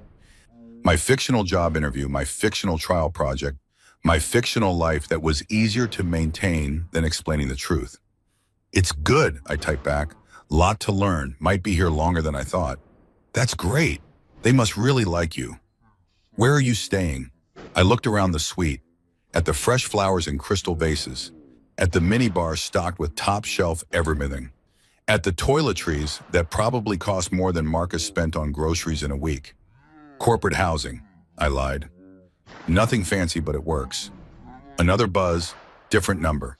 Elena's lawyer, Mrs. Whitmore, has agreed to the 30-day extension for property collection. Please note that uncollected items after that deadline will be donated as specified in the original agreement. So Elena had signed off on giving me more time. Probably relieved. Actually, 30 more days before she had to think about me again. before my existence intruded on her exciting new life with her exciting new man. 30 days seemed like both forever and not enough time at all. I ordered room service, not because I was hungry, but because I wanted to see what 85 Club sandwich tasted like. Turned out it tasted like regular club sandwich, but with more guilt and garnish. Then I tried to sleep. Couldn't.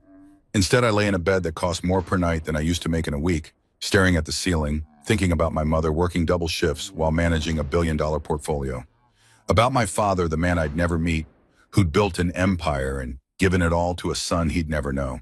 About Elena, probably in London somewhere too, celebrating her freedom with Marcus while wearing jewelry that represented a rounding error compared to what I now owned. About revenge that looked like success, and success that felt like loneliness, and loneliness that money couldn't solve no matter how many zeros you added to the account. Morning came with rain. Of course it did, because London apparently had the same weather philosophy as my life, perpetually gray and vaguely depressing. I dressed carefully.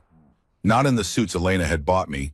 Those were still in her penthouse, waiting to be collected or donated. Instead, I wore what I'd brought from the Tribeca apartment. Simple, well-made, the kind of clothes that didn't scream wealth but didn't apologize for existing either. The car arrived at 8:30 a.m. Same driver, different lawyers. These ones older, more senior, carrying themselves with the weight of people who'd spent decades managing other people's money. "Mr. Chen," the woman said as I slid into the car. "I'm Catherine Mills, senior partner. This is Robert Tang. We'll be accompanying you to this morning's meeting." Is all this really necessary? The car, the escorts, the performance? Robert finished, smiling slightly. "Yes, actually, you're about to take control of a billion-dollar portfolio, Mr. Chen. There are protocols, procedures, ways things are done. Part of our job is making sure you understand the world you're entering. And part of it is making sure that world takes you seriously," Catherine added. "You're young, unknown, coming out of nowhere to claim a fortune most people don't know existed. There will be skepticism, questions about your legitimacy, your competence, your right to control what your father built. The performative aspects, the cars, the lawyers, the careful orchestration, all of that sends a message that you're not to be taken lightly." "But I don't know what I'm doing," I said. "Neither did your father when he started," Robert said. "Neither does anyone, really. The difference between people who succeed with inherited wealth and people who squander it isn't knowledge. It's willingness to learn, to ask questions, to surround yourself with people who know more than you do and actually listen to them." The car pulled up to a building in the financial district. Old stone facade, brass plaques, the kind of place that had been managing wealth since before wealth management had a name. Whitmore and Associates occupied the top 3 floors. We rode the elevator in silence. The doors opened to a reception area that looked like a museum, antique furniture, oil paintings and gilt frames, a Persian rug that probably cost more than most cars. And standing in the center of it all, a man in his late 70s with white hair and piercing blue eyes. Alexander Whitmore. "Mr. Chen," he said, walking forward with his hand extended. "Finally, I've been waiting 6 years to meet you." His grip was firm, his gaze assessing. Up close, I could see the decades in his face, the lines earned through complicated negotiations and difficult choices, the weariness of someone who'd seen too much of how money warped people. "Mr. Whitmore? Please, Alexander. Your father was Richard to me, not Mr. Chen, and your mother was Margaret, who terrified me on a regular basis with her ethical interrogations. I'm not going to stand on formality with their son." He led me through the offices, people working quietly at desks, conference rooms where serious conversations happened behind frosted glass, walls lined with law books and financial texts. Finally, a corner office with windows overlooking the city, a conference table already set up with documents, binders, pallets, everything organized with military precision. "Sit," Alexander said, gesturing to the head of the table. "This is going to take hours, so get comfortable. Catherine, Robert, you know what to do." They began pulling out documents, explaining structures, walking me through the labyrinth of my inheritance. And for the next 4 hours, I learned exactly what my mother had been hiding. The full portfolio was overwhelming in ways I hadn't anticipated. It wasn't just the properties or the investments or the board positions. It was the complexity, the layers of trusts and holding companies, the international tax structures, the investment vehicles I'd never heard of, the passive income streams from businesses I didn't know I owned parts of. Your father was playing three-dimensional chess, Catherine explained, showing me flowcharts that looked like conspiracy theory mind maps. Every decision created options for future decisions. Every investment opened doors to other investments. He thought in decades, not quarters. And your mother made sure none of it was evil, Robert added with a slight smile. Every position was vetted for social impact. Every company had to meet ethical standards. She rejected several extremely profitable opportunities because they failed her moral calculus. Like what? I asked. Private prisons, Alexander said. Predatory lending, fossil fuel extraction in protected areas. Tobacco, obviously. Weapons manufacturing for authoritarian regimes. Your father wanted to invest in all of them. Purely from a returns perspective, they were excellent opportunities. Your mother said absolutely not, and she won every argument. I thought about that, about my mother, nurse and moral compass, vetoing billion-dollar opportunities because they made money the wrong way. So what do I own? I asked. Catherine flipped to a summary document. Clean energy companies, healthcare innovation firms, educational technology, affordable housing development, logistics and infrastructure that enables commerce but doesn't exploit labor, technology companies with ethical data practices, agricultural investments focused on sustainable practices. She essentially forced your father to become an impact investor before impact investing had a name, Robert said. And here's the beautiful part. It worked. The portfolio performs exceptionally well precisely because it invests in things that solve problems rather than exploit them. Turns out ethical business is good business. So what's the catch? I asked. Alexander laughed. Smart. Yes, there's a catch. Several, actually. He pulled out another document, this one labeled Obligations and Expectations. First, the board positions. You can't just collect the stipends and ignore the responsibilities. These companies need actual oversight, actual governance. You'll need to attend meetings, read briefings, understand the industries, vote on major decisions. It's work, not free money. Okay. Second, the properties. Several are generating rental income, but they require active management, maintenance decisions, tenant relations, strategic choices about when to hold versus when to sell. You'll need property managers, but you're ultimately responsible. Okay. Third, and most importantly, the legacy. Your father built this empire with your mother's ethical guidance. That guidance is now your responsibility. Every investment decision, every board vote, every strategic choice, you're the moral compass now. And people will be watching to see if you maintain the standards she set. He paused, studying me. No pressure, obviously. I laughed, slightly hysterical. Right. No pressure, just become the person my mother spent my entire childhood preparing me to be, while also learning how to manage $1 billion and sit on corporate boards and maintain properties on 4 continents and somehow not become the kind of person who lets money define them. Easy. Actually, Alexander said quietly, I think you'll be fine. Why? Because you're terrified. People who inherit wealth and immediately think they know what they're doing, those are the ones who crash and burn.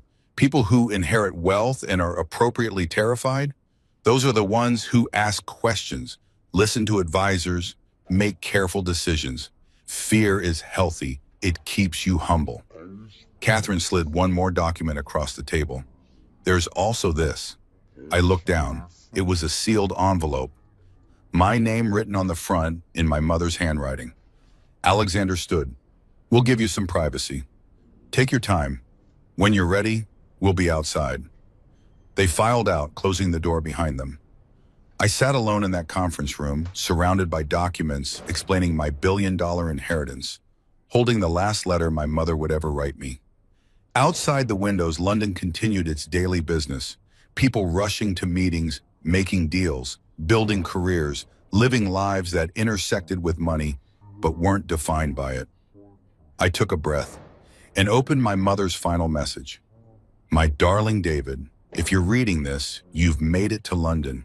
You've seen the portfolio. You've met Alexander and his team. You've started to understand what your father built and what I protected.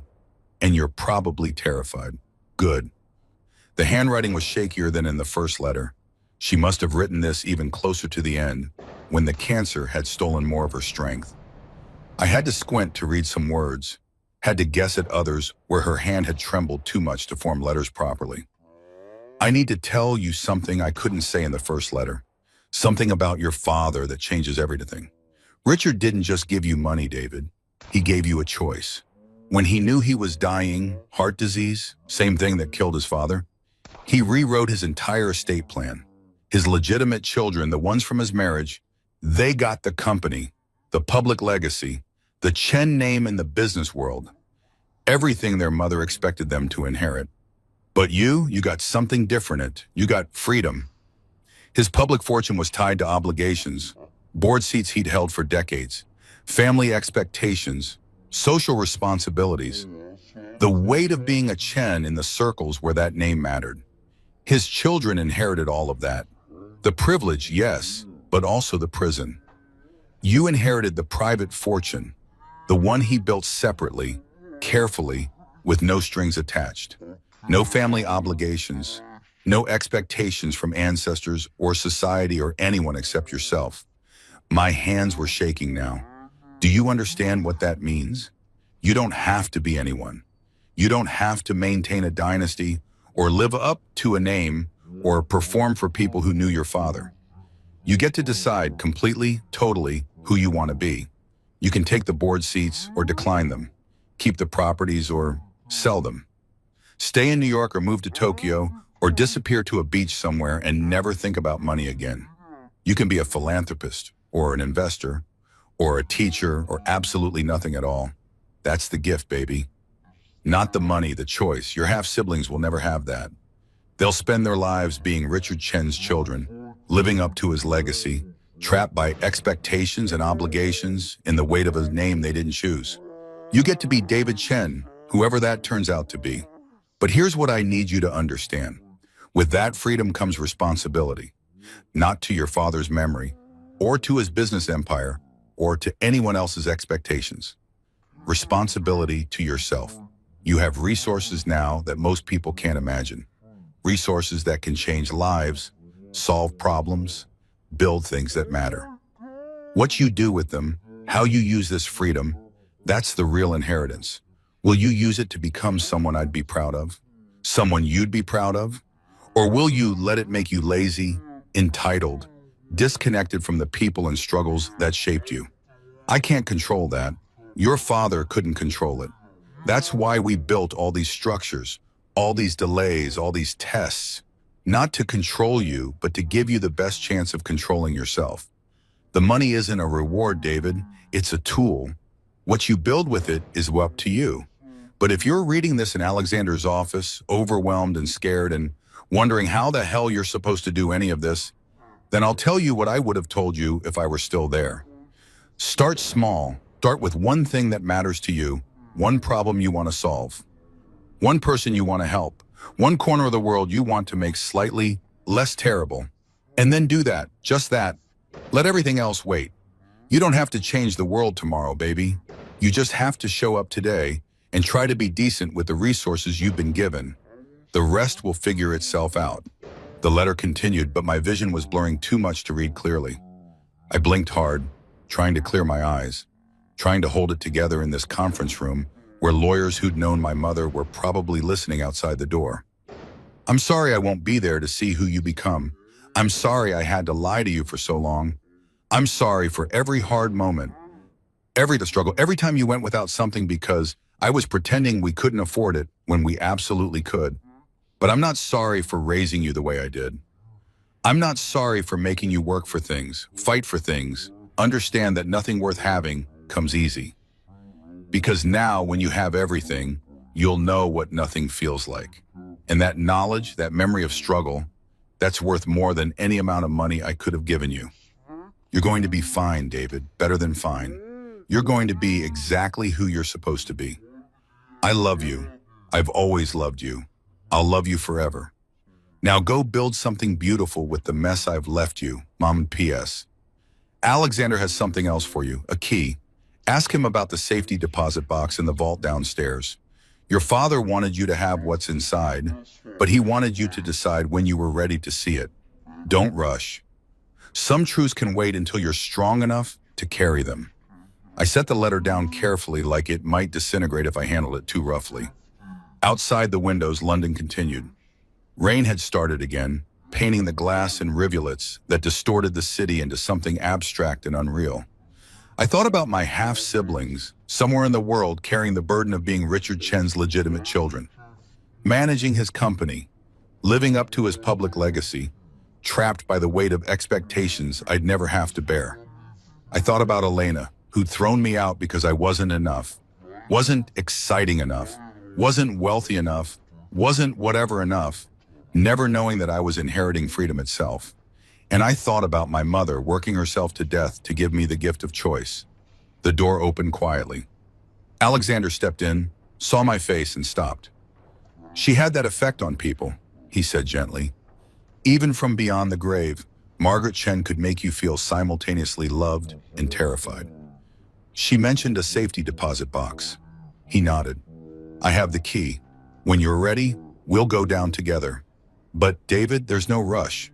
That box has been waiting 6 years. It can wait another day, another week, however long you need. What's in it? Letters from your father, photos, personal items he wanted you to have, things that will answer questions about who he was, why he made the choices he made, what he hoped you'd become. More tests? No, Alexander said, just love, the complicated kind. The kind that comes with regrets and hopes and the knowledge that he'd never get to meet you. I looked down at my mother's letter, at her shaky handwriting and her fierce love and her absolute conviction that I'd be okay. Start small, she'd written. One thing that matters. I knew what that one thing was. Alexander, I said, I need you to do something for me. Something that has nothing to do with the portfolio or the board seats or any of this. Of course, I need you to find out everything you can about my wife, Elena Whitmore, her family's money, where it came from, how it's structured, what it's actually worth. He raised an eyebrow. May I ask why? Because she thinks she won, and I need to know exactly what she thinks she won before I decide what to do about it. Alexander smiled, small, knowing, the expression of someone who'd seen this play before and knew how it ended. Your mother would approve, he said. She always said the best revenge was understanding your opponent better than they understood themselves. This isn't revenge, isn't it? I thought about that, about Elena's casual cruelty, about 7 years of making me feel small, about being thrown out like trash while she celebrated with her someone. Maybe it is, I admitted, but the quiet kind, the kind that doesn't destroy, it just reveals. Those are the most satisfying ones, Alexander said. I'll have a full report by tomorrow morning.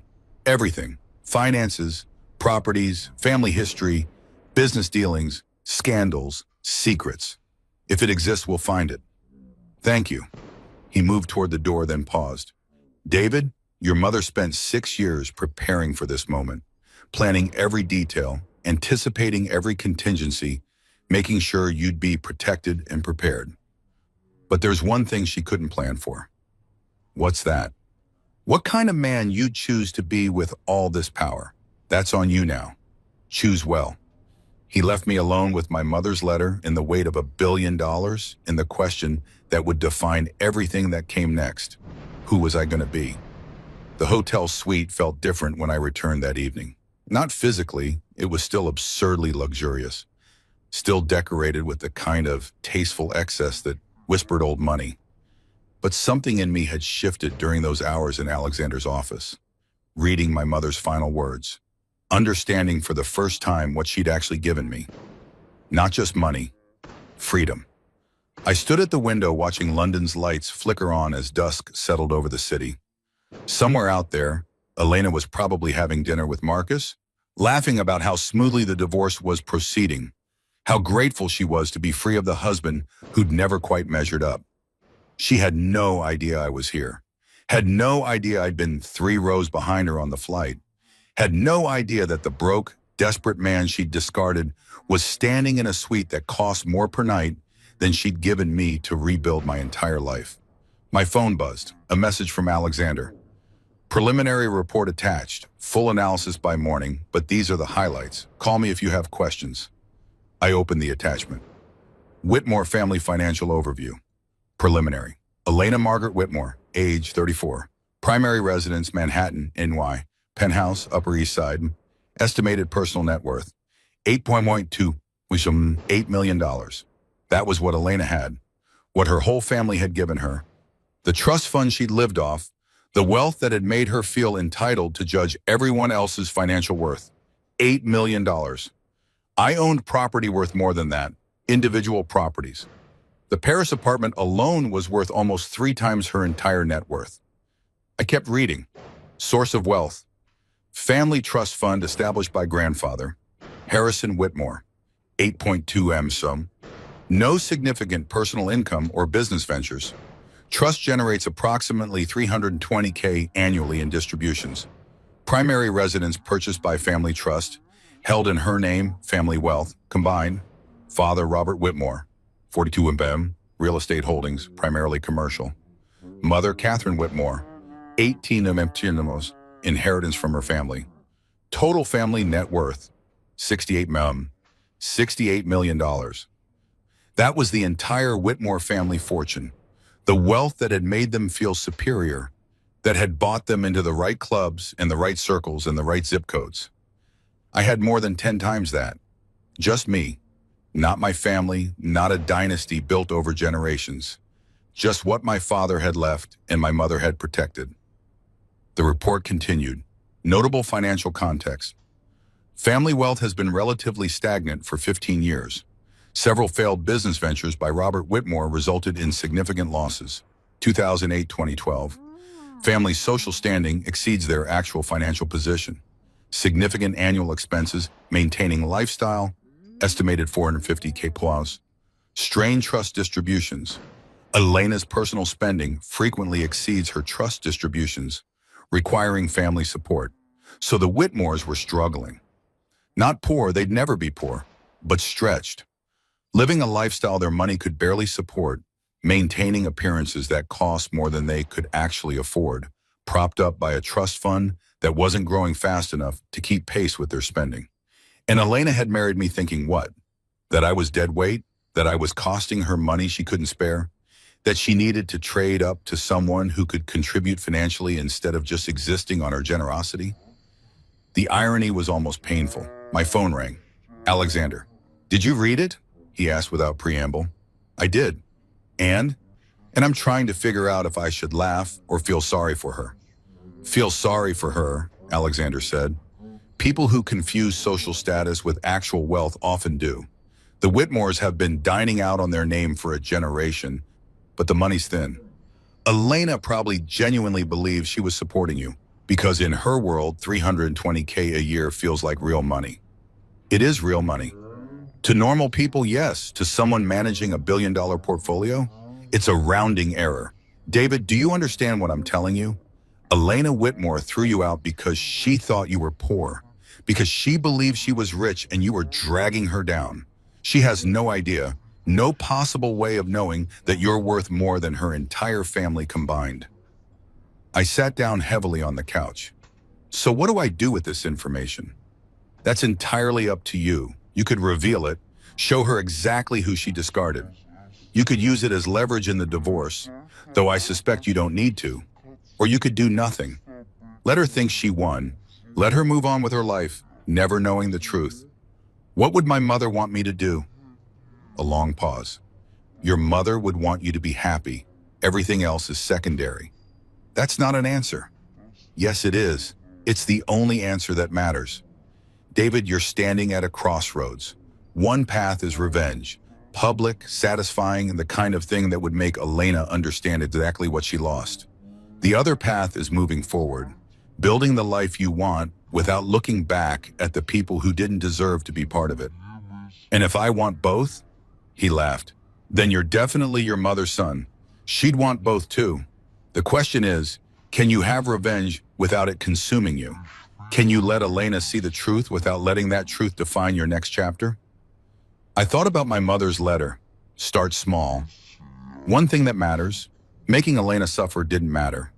Not really. What mattered was building something with this freedom I'd been given. Something that would make the last 6 years of planning and protecting worth it. But letting her think she'd won. Letting her move through life believing she'd upgraded, believing I was the mistake she'd successfully corrected. That stuck in my throat like broken glass. There's something else in the report, Alexander said quietly. Page 3. You should read it. I scrolled down. Recent developments. Elena Whitmore has been in a relationship with Marcus Hendricks for approximately 8 months. Hendricks, age 36, investment banker. Personal net worth, $12 million. Relationship began while Elena was still married to David Chen. Evidence suggests financial motivation. Hendricks has been supporting several of Elena's expenses that exceeded her trust distributions. Hendricks recently proposed marriage last week. Wedding planned for spring 2026. The room tilted slightly. 8 months.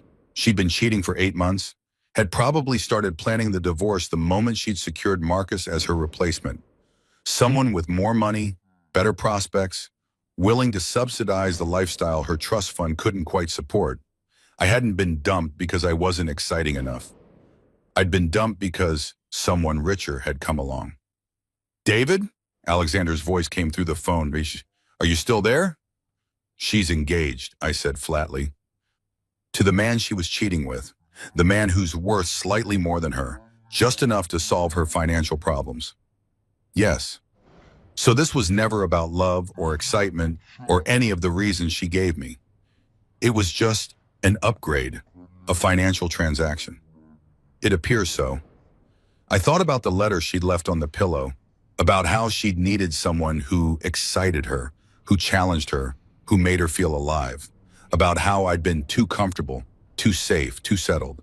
All lies, pretty lies designed to make the betrayal feel like something other than what it was. A cold calculation about who could better fund her lifestyle. Alexander, I said slowly, I'm going to need that full report as soon as possible. I thought you might. It'll be ready by morning. And one more thing. Can you find out where Elena's staying in London? What she's doing here? A pause. I can, but David, what are you planning? I don't know yet, I said honestly, but I think it's time Elena Whitmore met the real David Chen, not the broke husband she discarded, not the grateful recipient of her charity, the actual person I am now. And who is that? I looked around the suite, at the life my mother had built for me in secret, at the freedom my father had died to give me, at the choice that was finally, completely mine. I guess we're all about to find out. The full report arrived at 6:00 a.m.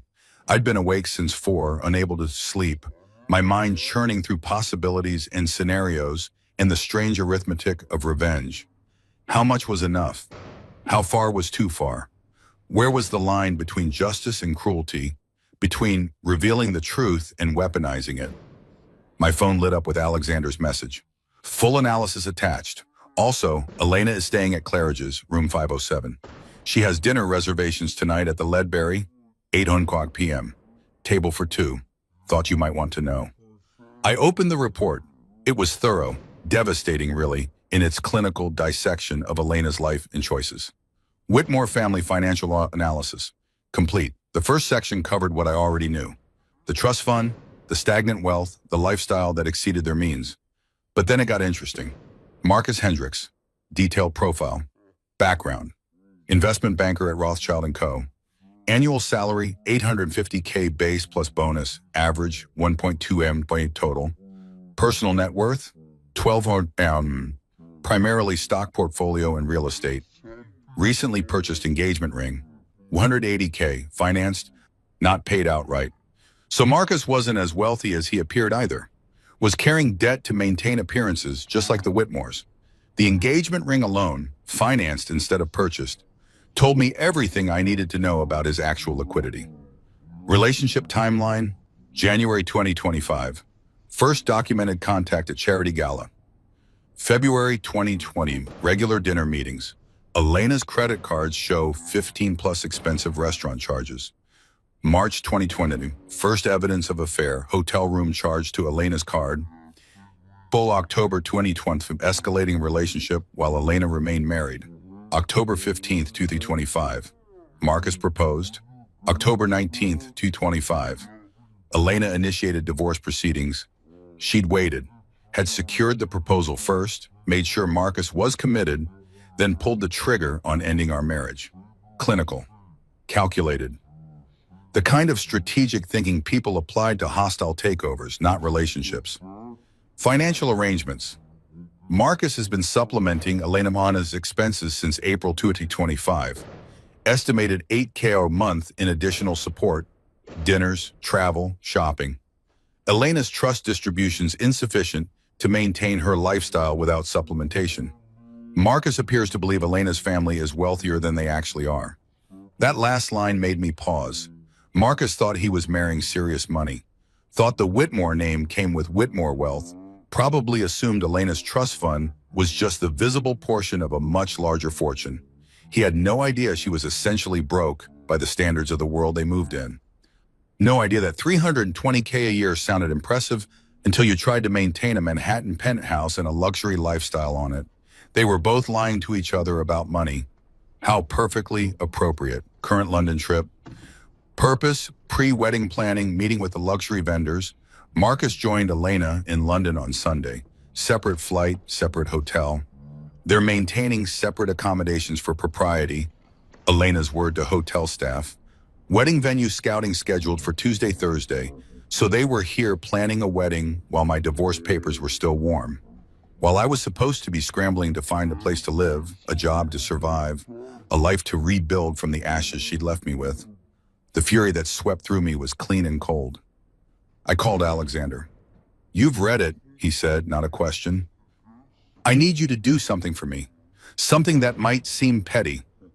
I specialized in petty for 40 years before I discovered ethics. Try me. "I want a reservation at the Ledbury tonight. Best table in the house. 8 o'clock. A long pause.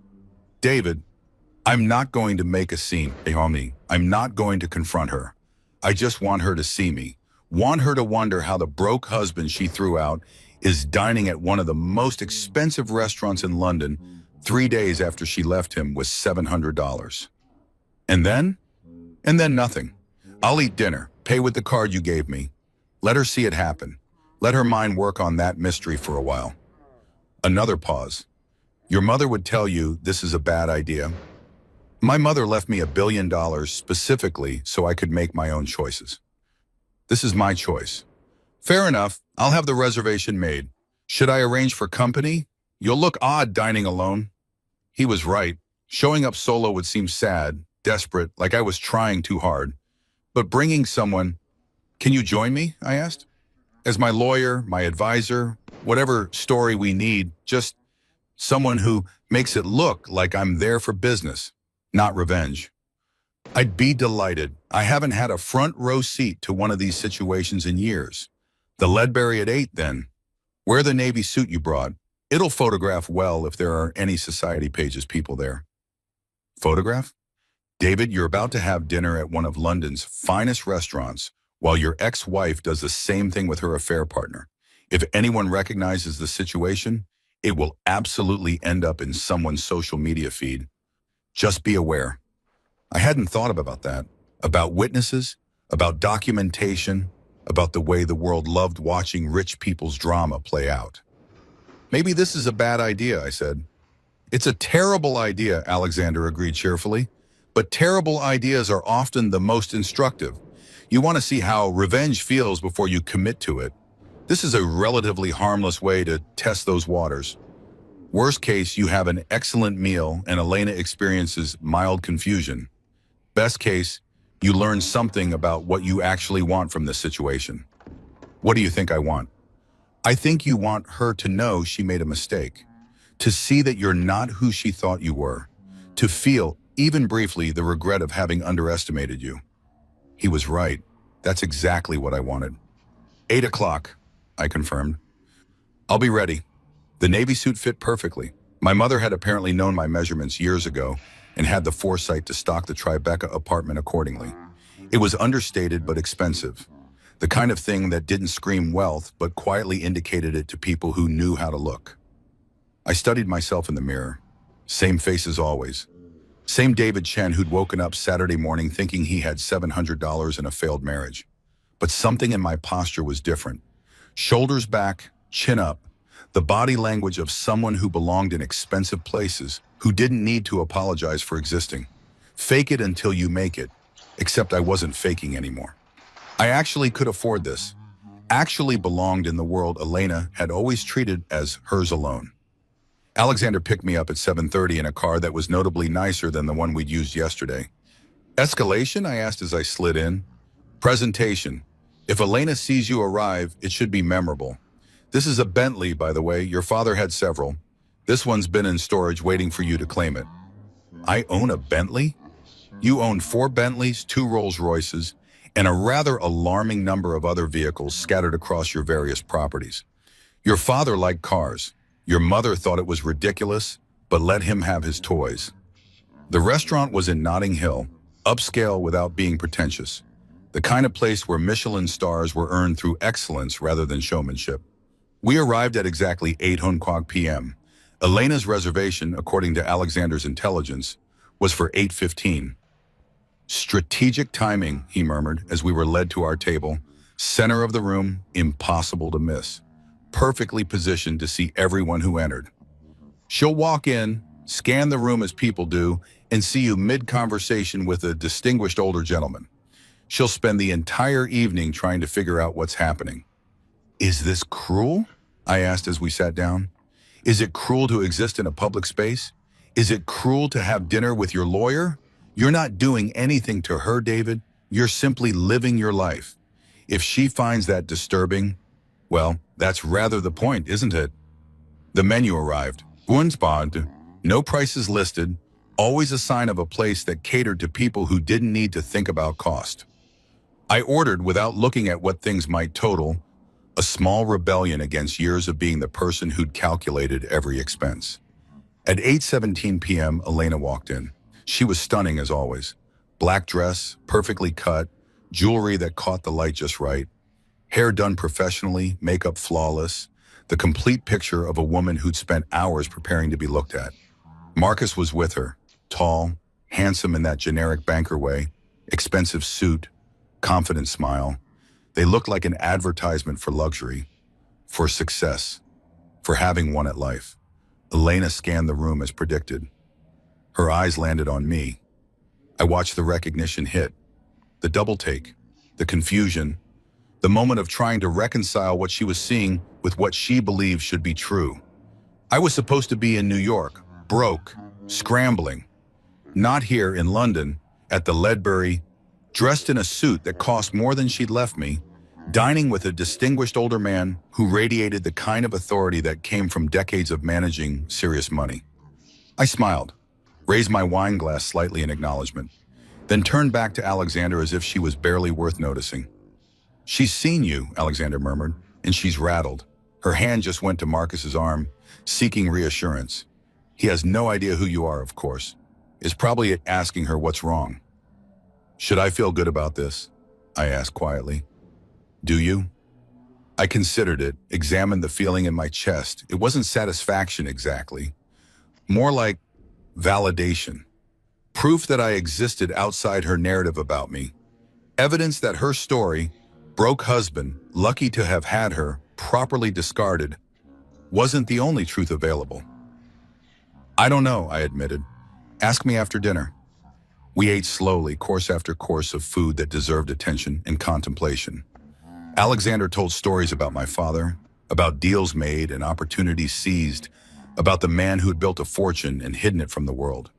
And the entire time, I could feel Elena's gaze periodically drifting to our table, could feel her trying to figure out the puzzle, trying to understand how the husband she'd left with nothing was here, now apparently fine. The bill came in a leather folder. I pulled out the black card Alexander had given me, Providence Holdings in Boston's subtle lettering. That's going to confuse her even more, Alexander noted with amusement. A corporate card suggests you're here on business, which you are technically. The business of learning who you are. We stood to leave. I didn't look at Elena's table, didn't acknowledge her again. Just walked out with Alexander, letting my presence speak for itself. On the sidewalk, waiting for the car, I finally let myself breathe.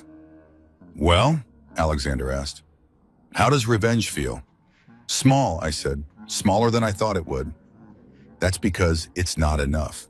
Real revenge, the kind your mother believed in, isn't about moments. It's about trajectory. It's about building a life so complete that everyone who doubted you has to watch you thrive. The Bentley pulled up. We got in. And as we drove away, I looked back at the Ledbury, at the restaurant where Elena was probably still sitting, mind racing, trying to understand what she'd just seen. Let her wonder, I thought. Let her question. Let her start to suspect that maybe, just maybe, she didn't know me at all. The real reveal would come later, when I was ready, when the truth would hurt most. My phone rang at 11:00 p.m. Unknown number, London area code. I almost didn't answer, but something made me press accept. David? Elena's voice, strained, uncertain. Nothing like the confident woman who'd thrown me out 4 days ago. Was that you at dinner tonight? I said nothing, let the silence stretch. David, I know it was you. What are you doing in London? How are you? How did you? She stopped, started again. Who was that man you were with? A business associate, I said calmly. What business? You didn't mention any. You never asked. Another pause. I could hear her breathing, could picture her pacing in whatever expensive hotel room she was staying in, mind racing through possibilities that didn't quite make sense. The divorce papers, she said finally. You haven't signed them. I've been busy. Busy with what? David, what's going on? I thought about telling her, thought about laying it all out, the inheritance, the properties, the $1 billion she'd never known existed. Thought about the look on her face when she realized what she'd thrown away. But that would be too easy, too quick. Revenge that burned fast left nothing but ash. I'm figuring some things out, I said, about who I am, what I want, where I'm going. That's very cryptic. Is it? You told me I needed to be more exciting. I'm working on it. I could hear Marcus's voice in the background, asking who she was talking to. Heard Elena move to another room, closing a door. David, this is ridiculous. We're getting divorced. You can't show up in London and what are you trying to prove? I'm not trying to prove anything, Elena. I'm just living my life. Apparently in some of the same spaces you live yours. London's a big city. Funny we'd run into each other. That wasn't running into each other. That was you at the Ledbury at the same time as you. I had no idea you'd be there. How would I? I don't keep track of your schedule anymore. That privilege ended when you threw me out. The words landed hard. I heard her sharp intake of breath. I didn't throw you out. I asked you to leave. There's a difference, Ramarito. Is there? Felt pretty similar from where I was standing. David, sign the papers, Elena. Send them to my lawyer. I'll review them when I'm ready. Until then, enjoy London. Enjoy Marcus. Enjoy your exciting new life. Your lawyer? You have a lawyer now? Everyone should have a lawyer. You taught me that. I hung up before she could respond, and for the first time since Saturday morning, I smiled. Not because I'd hurt her, though I had a little, but because I'd finally stopped letting her define the story.